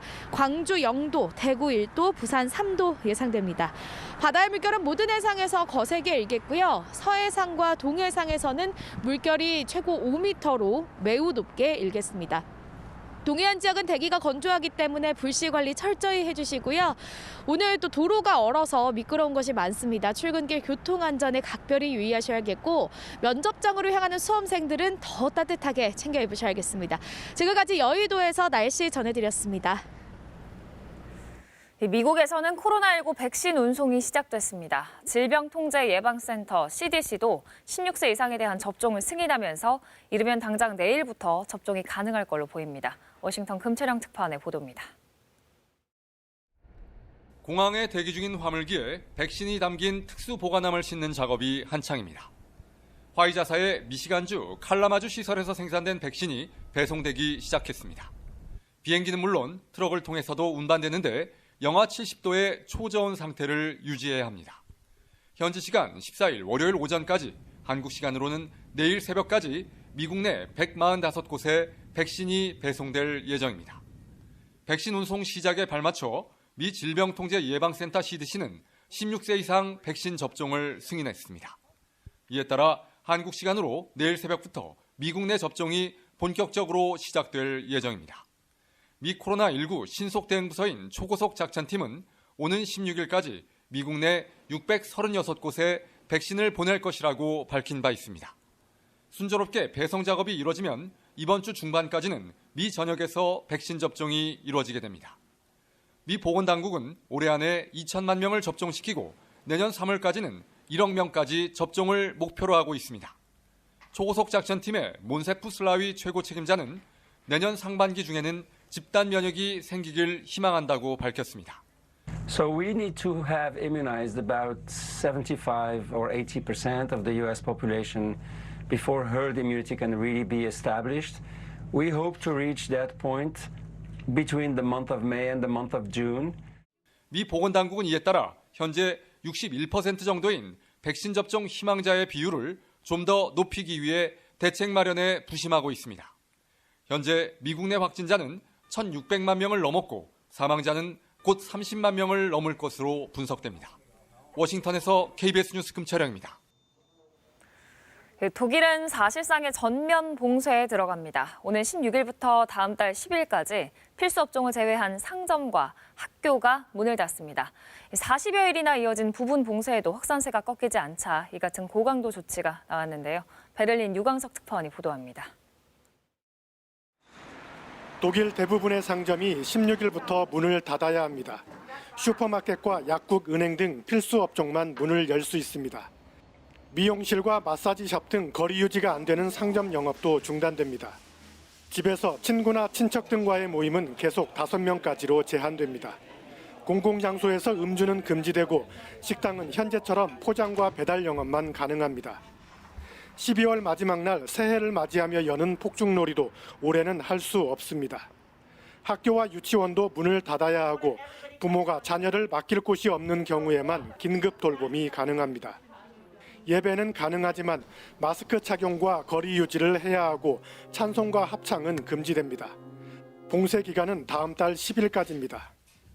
Unser Vorhaben war ja immer, eine Überlastung des Gesundheitssystems zu vermeiden. Deshalb besteht dringender Handlungsbedarf. 독일은 지난달 2일부터 식당 영업을 제한하되 일반 상점과 학교 문을 계속 열어두는 부분 봉쇄 조치를 시행했습니다. 하지만 지난 11일 하루 신규 확진자가 29,800여 명, 사망자가 598명으로 사상 최고치까지 오르는 등 상황이 더욱 악화되자 연방정부와 16개 주정부가 이같이 결정했습니다. 독일 정부는 봉쇄 조치로 타격을 받는 기업들을 위해 한 달에 14조 6천억 원 가량을 투입할 예정입니다. 운영이 중단된 업체는 고정비의 최대 90%까지 지원받습니다. 베를린에서 KBS 뉴스 유광석입니다. 코로나19 때문에 수도권의 유치원과 모든 학교들 내일부터 원격 수업으로 다시 전환됩니다. 일단 이번 달 말까지를 시한으로 잡고 있습니다. 돌봄 교실은 운영이 됩니다. 양민철 기자가 보도합니다. 지난 7일 서울 시내 중고등학교가 모두 원격 수업으로 전환한 데 이어 유치원과 초등학교에 대해서도 등교 수업이 중단됩니다. 여기에는 예외로 인정됐던 학생 300명 내외 소규모 초중고등학교, 60명 내외 유치원도 모두 포함됩니다. 서울시 교육청은 그간 돌봄 공백 등을 우려해 등교 수업을 유지했지만 서울 지역 확진자만 400명이 육박하는 등 확산세가 커지면서 부득이한 결정이라고 설명했습니다. 유초등학생 같은 경우는 돌봄 문제가 심각해서 돌봄 공백과 교육 격차를 고려해서 그 등교 및 원격 수업을 유지했습니다만 학생 안전을 고려하여 전면 원격 수업을 하게 되었습니다. 여기엔 이달 말까지 서울 시내 초등학교 중 75%가량이, 유치원은 78%, 특수학교는 53%가 겨울방학에 들어가는 점도 고려됐습니다. 다만 가정에서 돌봄이 어려운 학생들을 위해 긴급 돌봄에 준하는 돌봄 교실은 계속 운영하기로 했습니다. 한편 인천시 교육청도 내일부터 인천시 내 모든 학교를 전면 원격 수업으로 전환한다고 밝혔습니다. 다만 학생평가 등 불가피할 때만 밀집도 3분의 1 이내로 제한적 등교를 허용하고 맞벌이 가정 등의 돌봄 공백을 막기 위해 교실당 10명 내외로 긴급 돌봄을 운영할 방침입니다. 경기도 교육청도 현재는 유, 초, 중, 고등학교가 등교 인원 3분의 1 이내에서 등교하고 있지만 내일부터 모든 학교 수업을 원격으로 전환합니다. KBS 뉴스 양민철입니다. 국가정보원의 대공수사권을 경찰로 이관시키는 국정원법 개정안이 국회 본회의를 결국 통과했습니다. 이어서 곧바로 대북전단 살포금지법도 상정이 됐는데 반대해온 국민의힘은 이번에도 무제한 토론으로 임시 저지에 나섰습니다. 김지숙 기자가 보도합니다. 국민의힘이 국정원법 개정안에 대한 무제한 토론을 시작한 지 나흘째였던 어젯밤. 무제한 토론이 종결되었음을 선포합니다. 재적의원 5분의 3, 의결 정족수에 딱 맞춘 180명 찬성으로 무제한 토론은 끝이 났습니다. 이어진 표결에서 국정원법 개정안도 통과됐습니다. 곧바로 상정된 이른바 대북전단 살포금지법인 남북관계발전법 개정안. 대북전단을 살포하면 최대 3년의 징역형에 처하는 게 주요 내용입니다. 여기에도 국민의힘은 무제한 토론을 시작했고 대북전단 단체들을 제재해서 날리지 못하게 철저히 통제하고 있습니다. 이렇게 지금 있는 법으로도 가능한데 정부와 여당은 새로운 규제를 또 만들어내려고 합니다. 민주당은 종결 신청을 냈습니다. 이에 따라 24시간이 되는 오늘 밤 다시 무제한 토론 종결을 위한 표결 절차에 들어가게 됐습니다. 민주당은 코로나19 확진자가 1000명을 돌파한 위급한 시기에 무제한 토론이 아닌 무제한 국력 낭비를 할 수 없다고 밝혔습니다. 이에 국민의힘은 거대 여당의 횡포라면서 야당의 입을 막겠다고 하는 것 같다고 비판했습니다. 여야는 이미 개정된 공수처법에 대해서도 기싸움을 이어갔는데 공수처법 개정안이 내일 국무회의를 통과하면 이르면 이번 주엔 공수처장 후보 추천위원회가 다시 열려 최종 후보자가 선정될 걸로 보입니다. KBS 뉴스 김지숙입니다. 고병원성 조류 인플루엔자의 확산세도 요즘 심상치 않습니다. 정부가 오늘자로 긴급 행정명령을 추가로 발동했습니다. 어제 경기도 김포와 전남 영암, 상당히 거리가 떨어진 이 두 지역에서 전파 사례가 동시에 확인됐습니다. 우정화 기자가 취재했습니다. 김포 산란계 농장과 전남 영암 유경 오리 농장 두 곳까지 어제 농장 세 곳에서 고병원성 AI 확진 판정이 나왔습니다. 지난달 26일 전북 정읍 유경오리 농장에서 처음 시작된 고병원성 AI는 전남 6곳을 포함해 17일 만에 전국 13곳에서 잇따라 발생했습니다. 거듭된 확진에 정부는 주말 48시간 동안 전국 축산 차량과 종사자 등을 대상으로 일시 이동 중지 조치를 내렸습니다. 하지만 그 사이 농장 3곳에서 확진이 또 나온 겁니다. 정부는 무차별적인 전국 확산에 기로에 있다고 보고 긴급 행정명령이라는 새 카드를 꺼내 들었습니다. 오늘부터 가축 사료와 분뇨, 퇴비를 옮기는 차량 외에 가축의 알을 옮기는 차량 등 전국 농장의 외부 차량을 원천 차단하겠다고 발표했습니다. 대유행을 막기 위해선 근처 농장 사이 이른바 수평 감염을 막는 것이 핵심이라는 판단에서입니다. 지금은 농장 간 수평 전파를 사전에 차단해야 할 때입니다. 단 한 번의 방역수칙 위반이 국가 전체 방역망을 무너뜨릴 수가 있습니다. 바이러스를 옮기는 철새 수만 마리가 다음 달 중순까지 또 들어올 예정이어서 확산 가능성은 쉽게 떨어지기 어려운 상황입니다. 이럴 경우 비교적 안정세를 보이고 있는 닭과 달걀 등의 소비자 가격도 영향을 받을 가능성이 제기됩니다. KBS 뉴스 우정합니다. 어제 오후 8시 30분쯤 중부 내륙 고속도로 창원 방향 감곡 나들목 인근에서 달리던 45인승 버스가 옆으로 넘어졌습니다. 이 사고로 버스에 탄 11명 가운데 3명이 다쳐 병원으로 옮겨졌습니다. 경찰은 버스 운전자가 앞서가던 화물차에서 쏟아진 철제 구조물을 피하다 사고가 난 것으로 보고 정확한 사고 경위를 조사하고 있습니다. 한국과 러시아 수교 30주년을 맞아서 우윤근 전 주 러시아 대사가 대통령 특사 자격으로 모스크바를 방문했습니다. 경제와 보건 분야를 비롯해 양국 간 협력 증진을 논의할 예정인데요. 모스크바 김준호 특파원이 전해왔습니다. 우윤근 전 주 러시아 대사가 대통령 특사 자격으로 어제 모스크바 브누코보 공항에 도착했습니다. 우윤근 특사는 트루트네프 부총리 등 러시아 정부와 의회의 고위 인사들을 만나 한러 관계 발전에 대한 우리 정부의 확고한 의지를 전달하고 양국 간 우호 협력 증진 방안들에 대해 협의할 예정입니다. 30주년을 기념해서 한국과 러시아가 계속 전략적 동반자 우호 관계를 유지하고 또 여러 가지 경제 또 남북 관계에 관한 현안들이 있어서 오게 됐습니다. 우 특사는 문 대통령이 푸틴 대통령에게 보내는 친서를 우샤코프 대통령실 외교보좌관 면담 시 전달할 예정입니다.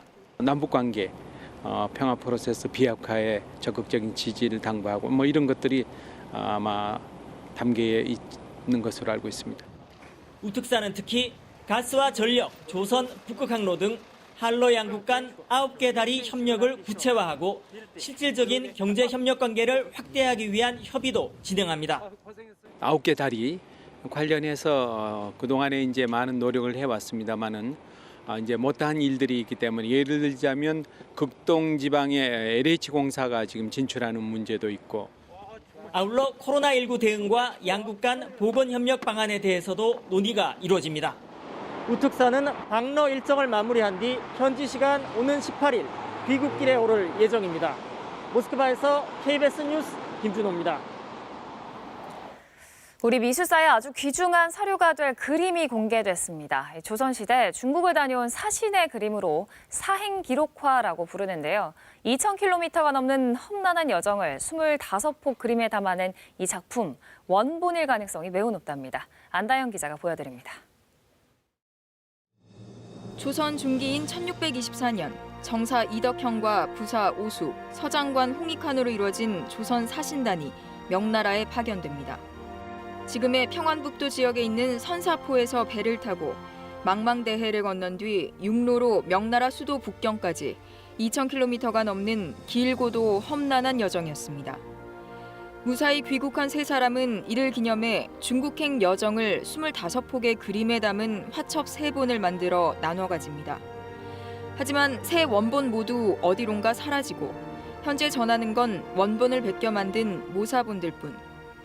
그런데 최근 사신단의 정사였던 이덕형의 후손에게 대대로 전해오던 화첩이 최초로 KBS에 공개됐습니다. 2권으로 이루어진 화첩에는 이덕형의 글과 함께 배를 타고 출발하는 날부터 중국의 여러 도시를 거쳐 수도 북경에 이르는 여정이 그림 25폭에 펼쳐져 있습니다. 학계에도 전혀 알려져 있지 않은 희귀본입니다. 그림 수준도 다른 모사본보다 뛰어나다는 평가입니다. 용을 그린 솜씨가 굉장히 뛰어난 솜씨예요. 당시에 그 도화서에 소속돼 있는 화원의 수준이 아니면 그림을 이렇게 그린다는 건 불가능해요. 특히 눈에 띄는 건 화첩 맨 뒤에 있는 이덕형 외증손자의 글입니다. 이 그림은 외증조부께서 바닷길을 통해 명나라에 가셨을 때 그려진 것이라고 분명하게 밝혀놨습니다. 그동안 사라진 것으로 알려졌던 이덕형의 원본일 가능성도 있다는 뜻입니다. 저렇게 작품의 내력을 적은 것은 이 작품 하나밖에 남아있는 게 없습니다. 그래서 저 작품이 자기 외증조부가 갖고 있었던 그 작품일 수도 있고 만약 원본이라면 국보급으로도 손색이 없다는 평가를 받는 이 귀중한 화첩은 조선 미술사는 물론 한중 교류사 연구에 획기적인 사료가 될 것으로 보입니다. KBS 뉴스 안다영입니다.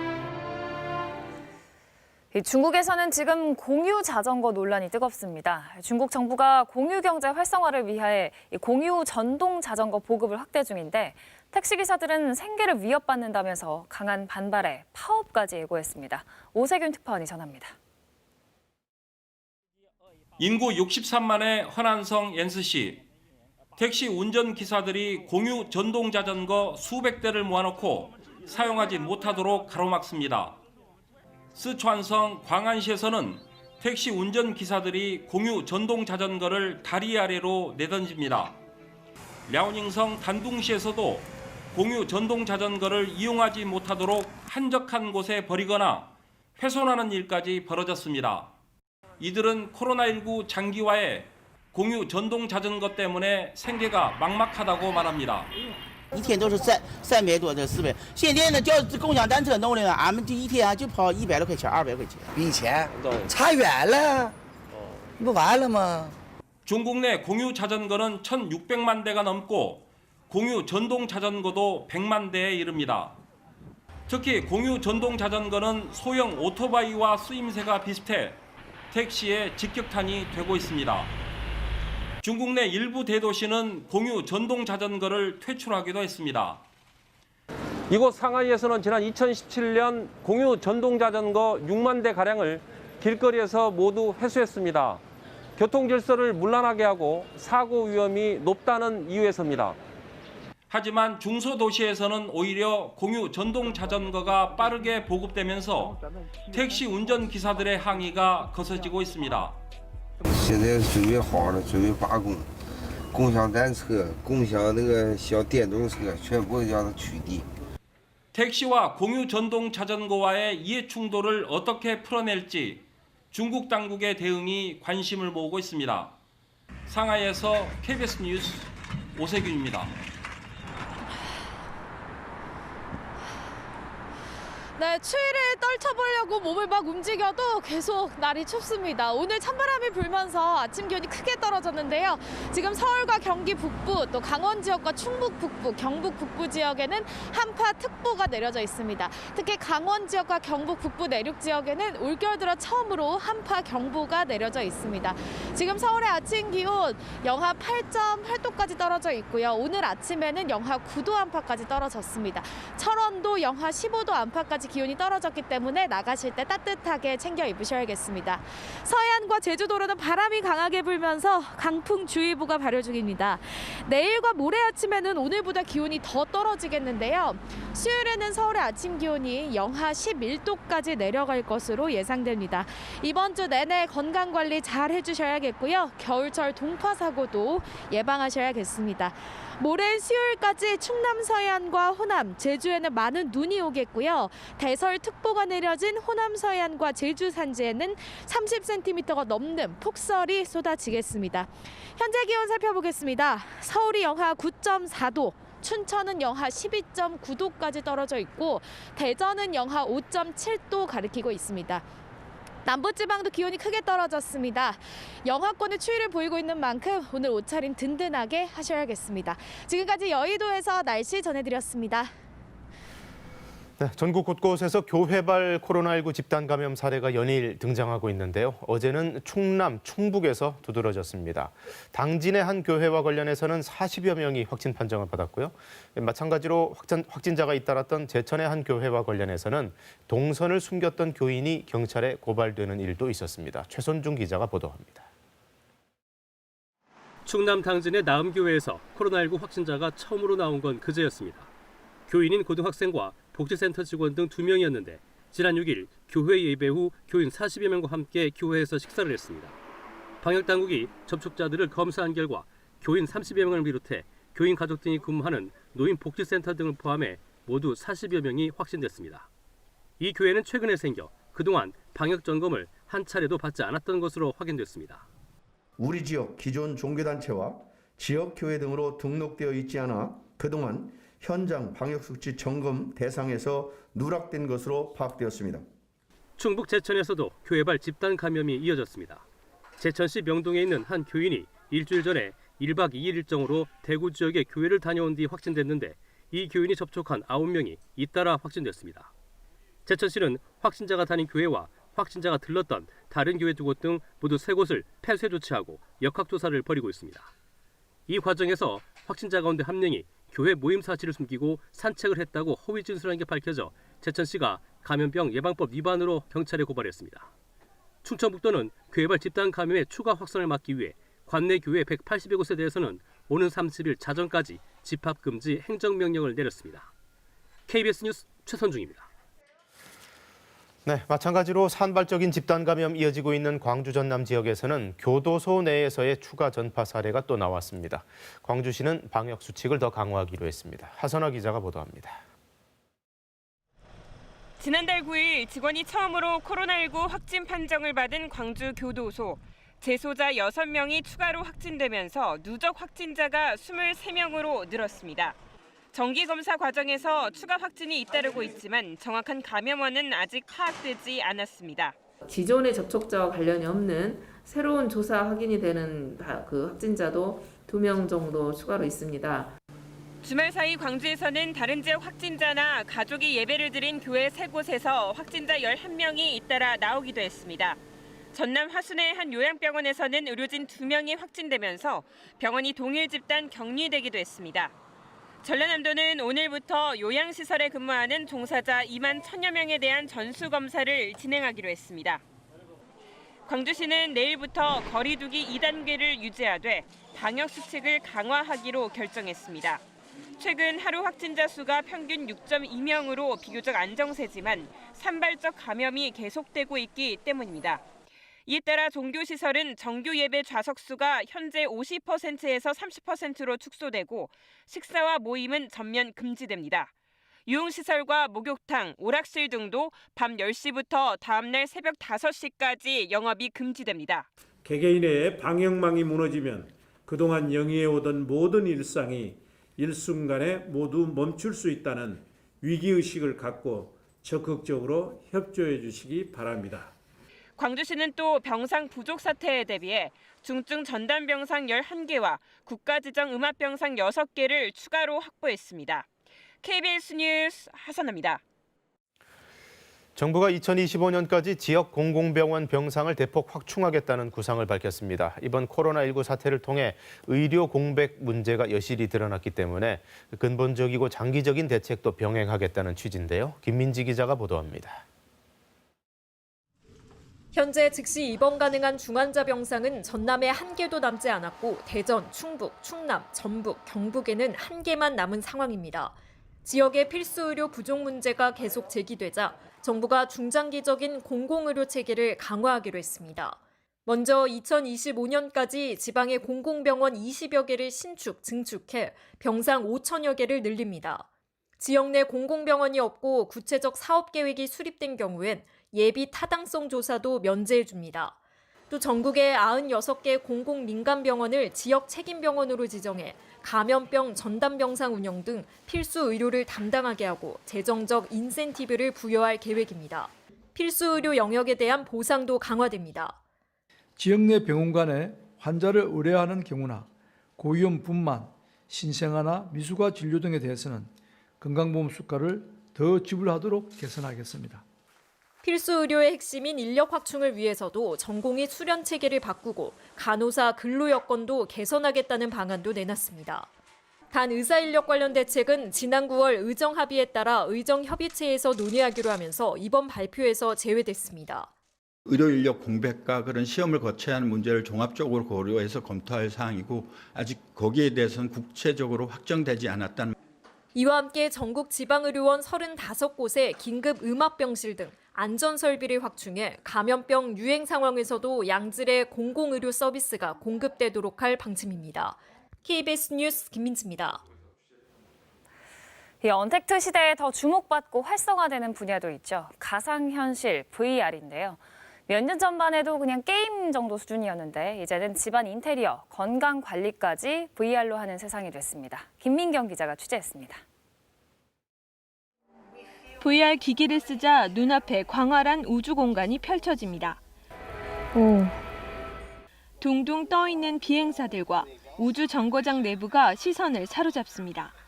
360도 3D 고화질 영상의 생생함에 자꾸만 손이 허공을 가릅니다. 밑을 봤는데 하늘 같은 뭐가 있는 거예요. 진짜 내가 거기에 떠 있는 듯한 느낌이 들어서. 세계 5G 콘텐츠 연합체가 국제 우주 정거장을 실제 촬영해 제작한 VR 콘텐츠입니다. 양안 렌즈 여러 세트를 이용해서 360도 어느 곳으로 내가 보던 그 장소에서 실제로 그 장면을 보는 듯한. 이렇게 생동감만 높아지는 게 아닙니다. VR 기술이 진화하면서 활용 영역도 넓어졌습니다. 측정줄도 들어갑니다. 게임하듯 가상 공간을 따라가다 보면 눈 건강 상태가 점수로 표시됩니다. 시야, 생맹 등 6가지 검사 항목을 통해 시력 이상 등을 진단합니다. 각 측정 항목에 따라 모든 집중도를 발휘하실 수 있기 때문에 결과값에 대한 신뢰도가 많이 높아지게 됩니다. 무관중 시대, 마치 경기장에 앉아 있는 듯 실시간 스포츠를 관람할 수도 있고 가상현실로 이사할 집의 인테리어를 먼저 꾸며볼 수도 있습니다. 5G 상용화 이후에 VR 서비스와 그다음에 단말의 보급이 확산되면서 다양한 서비스들이 대중화되기 시작했고요. 2025년까지 가상 융합 기술이 창출할 것으로 추정되는 부가가치는 무려 520조 원. 정부도 이 기간 제조, 의료 등 각 분야에서 150개의 실감 콘텐츠 전문 기업을 육성할 계획입니다. KBS 뉴스 김민경입니다.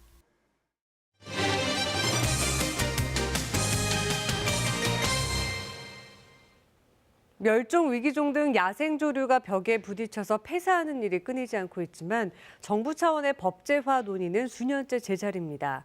보다 못한 자치단체가 조례 제정을 통한 대책 마련에 나섰습니다. 송국혜 기자가 취재했습니다.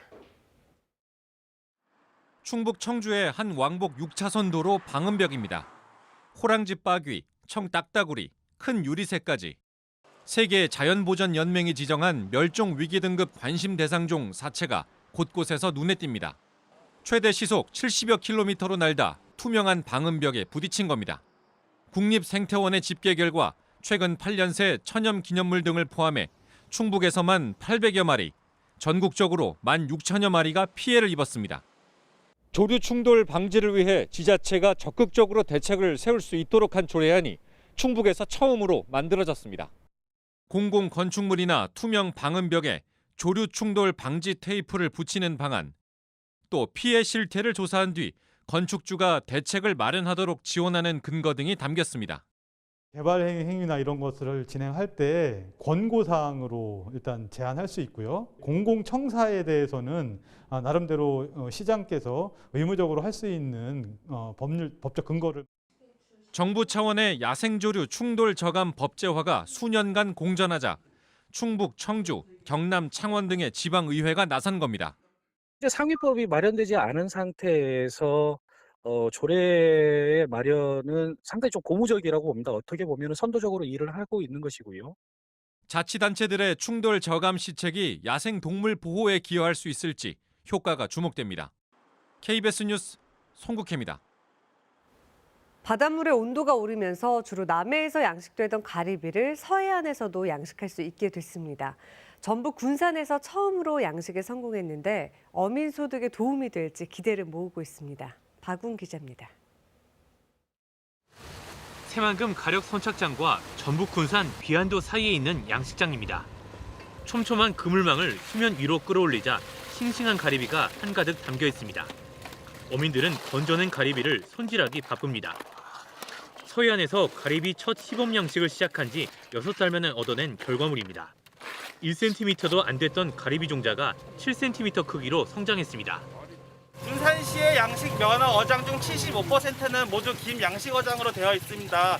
이러한 문제점에 대해서 군산시와 저희가 패러다임 혁신 전환을 위해서 새로운 종을 기입하였고, 가리비 종자 한 개당 가격은 5원. 제대로 자란 가리비는 한 개당 280원을 받을 수 있습니다. 가리비 양식은 주로 남해에서 이루어졌지만 최근 서해 수온 상승으로 가리비 양식이 가능하게 됐습니다. 서해는 매 여름마다 태풍에 취약한 양식 환경입니다. 하지만 가리비 양식장은 닷과 밧줄로 단단히 고정했기 때문에 생육에 문제가 없었습니다.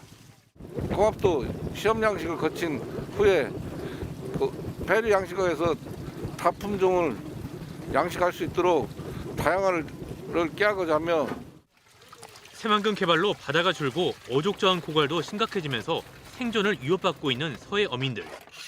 회류 양식으로 새 돌파구를 찾을 수 있을지 주목됩니다. KBS 뉴스 박웅입니다. 코로나19로 큰 타격을 입은 관광산업도 휴양과 치유를 중심으로 변화의 움직임이 일고 있습니다. 슬로우시티와 느린 호수길, 이른바 느림의 미학이 새롭게 주목받고 있는 겁니다. 유진환 기자가 전해드립니다. 국내 최대 저수지인 예당호. 고요한 호수를 따라 인적이 드문 길을 걷다 보면 저절로 조금씩 발걸음이 느려집니다. 이 길의 이름이 바로 느린 호수길입니다. 주변 마을들은 다른 곳에선 좀처럼 보기 힘든 예전 농촌 모습 그대로입니다. 잘 보존된 자연과 잘 지켜진 전통, 그리고 수확을 마친 한적한 풍경은 걷는 내내 편안함과 여유로움을 느끼게 해줍니다. 여기에 와서 기촌하고 싶다는 그런 분들도 있고, 이 길을 걸으면 굉장히 그 마음도 편하고 정말 그 시골의 정취를 느낄 수 있는 곳이라고 얘기를 합니다.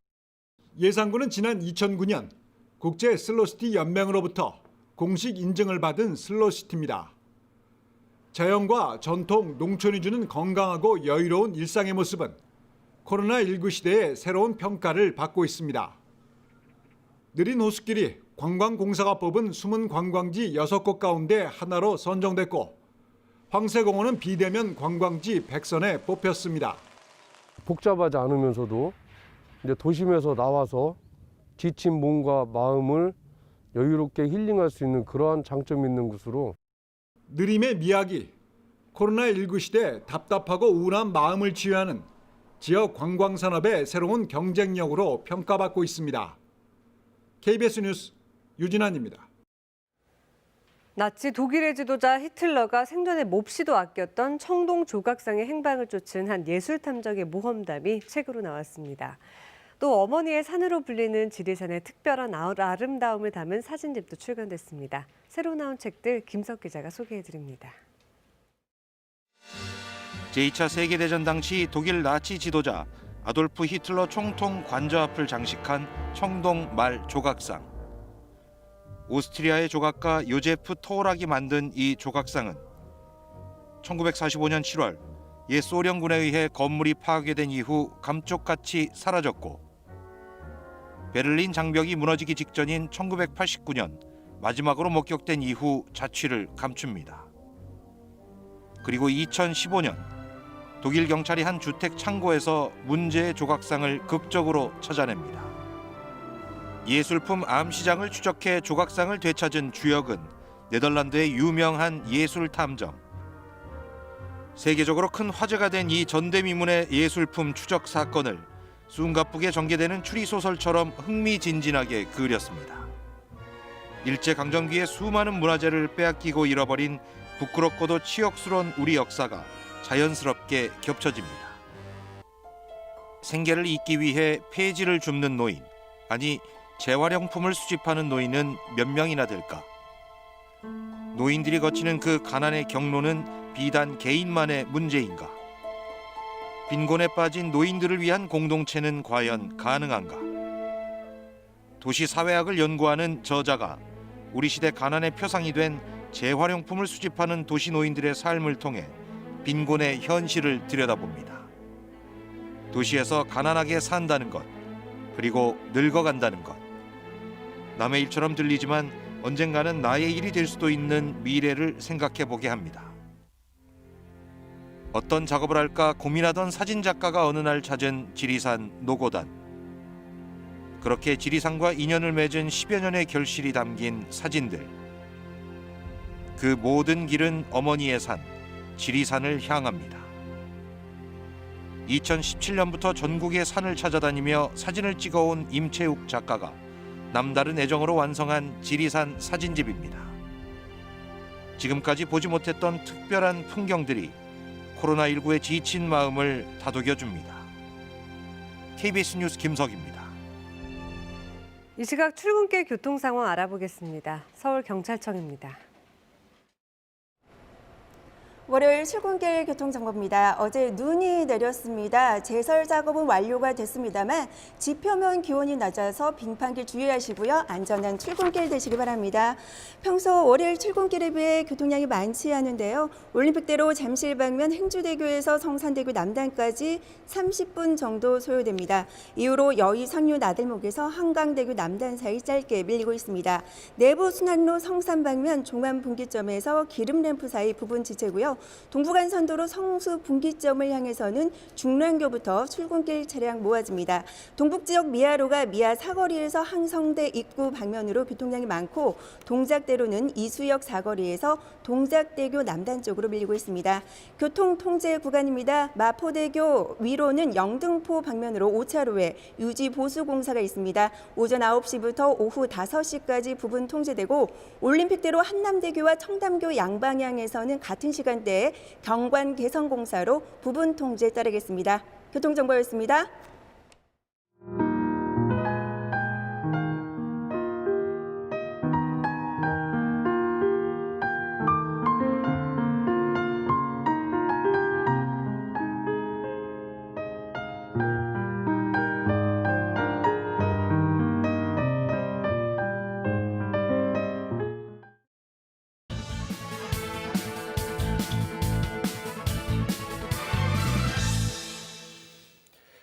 공수처법 개정안이 지난주 국회를 통과했습니다.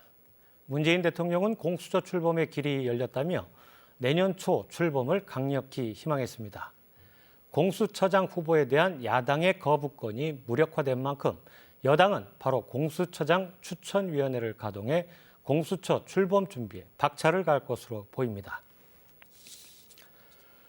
공수처는 1996년 당시 야당이었던 새정치국민회의가 발의한 부패방지법에서 처음 언급된 이후 김대중 정부에서는 논의 단계에서, 노무현 정부에서는 발의까지는 됐지만 당시 야당인 한나라당의 반발로 도입이 무산됐습니다. 그러다가 지난해 12월 30일 패스트트랙에 오른 지 245일 만에 가까스로 국회를 통과했지만 공수처장 추천을 놓고 불발을 거듭한 결과 야당의 거부권을 제거한 개정안을 올려 지난주 처리된 것입니다. 끝내 여야 합의로 처리되지 못한 점은 아쉬움으로 남습니다. 공수처는 검찰이 독점하고 있는 고위공직자에 대한 수사권, 기소권을 이양해 검찰의 정치 권력화를 막겠다는 취지입니다. 작금의 검찰이 정치 권력을 추구한다기보다는 제도적인 보완을 통해 검찰에 권한이 몰려있어 발생하는 비위를 예방하고 차단하겠다는 뜻으로 이해됩니다. 그렇지만 공수처 출범을 앞두고 우려하는 목소리 또한 높습니다. 공수처가 정권에 반대하는 인사를 탄압하고 정권을 보위하는 수단이 될 수 있다는 우려입니다. 과거 정권의 검찰을 통한 통치를 떠올려 보면 분명 이유 있는 걱정입니다. 뼈를 깎는 반성. 지난 기간 검찰 개혁 이슈가 불거질 때마다 검찰이 되풀이해온 수사입니다. 자체적으로 개혁할 기회가 충분히 주어졌는데도 여기까지 오게 된 데 대한 아쉬움이 큽니다. 이제 초읽기에 들어간 공수처의 출범은 첫 단추에 불과합니다. 그리고 그 출발은 최대한 중립적인 공수처장을 임명하는 일부터일 것입니다. 뉴스 해설이었습니다. 네, 오늘 아침 매서운 한파가 찾아왔습니다. 현재 서울 기온 영하 9.4도까지 떨어졌고요. 지금 서울과 경기 북부, 강원 지역과 충북 북부, 경북 북부 지역에는 한파특보가 내려진 가운데 강원과 경북 북부 지역으로는 올겨울 들어 처음으로 한파 경보도 내려져 있습니다. 철원은 영하 15도 안팎까지 기온이 떨어졌기 때문에 나가실 때 따뜻하게 챙겨 입으셔야겠습니다. 또 지금 서해안과 제주에는 바람이 거세게 불어서 강풍주의보가 발효 중입니다. 내일과 모레 아침에는 오늘보다 기온이 더 떨어져서 춥겠는데요. 이번 주는 건강관리에 더욱 신경을 쓰셔야겠습니다. 수요일에는 서울의 아침 기온 영하 11도까지 내려가겠습니다. 모레 수요일까지 충남 서해안과 호남, 제주에는 많은 양의 눈이 내리겠습니다. 대설특보가 내려진 호남 서해안과 제주 산지에는 30cm가 넘는 폭설이 쏟아지겠습니다. 현재 기온 살펴보겠습니다. 서울이 영하 9.4도, 인천 영하 8.8도, 춘천 영하 12.9도까지 떨어져 있고요. 대구와 광주 등 남부지방도 영하의 기온 보이고 있는 만큼 따뜻하게 챙겨 입으셔야겠습니다. 날씨 정보 전해드렸습니다. 네, 월요일 아침 뉴스광장 마칩니다. 시청해주신 여러분 고맙습니다.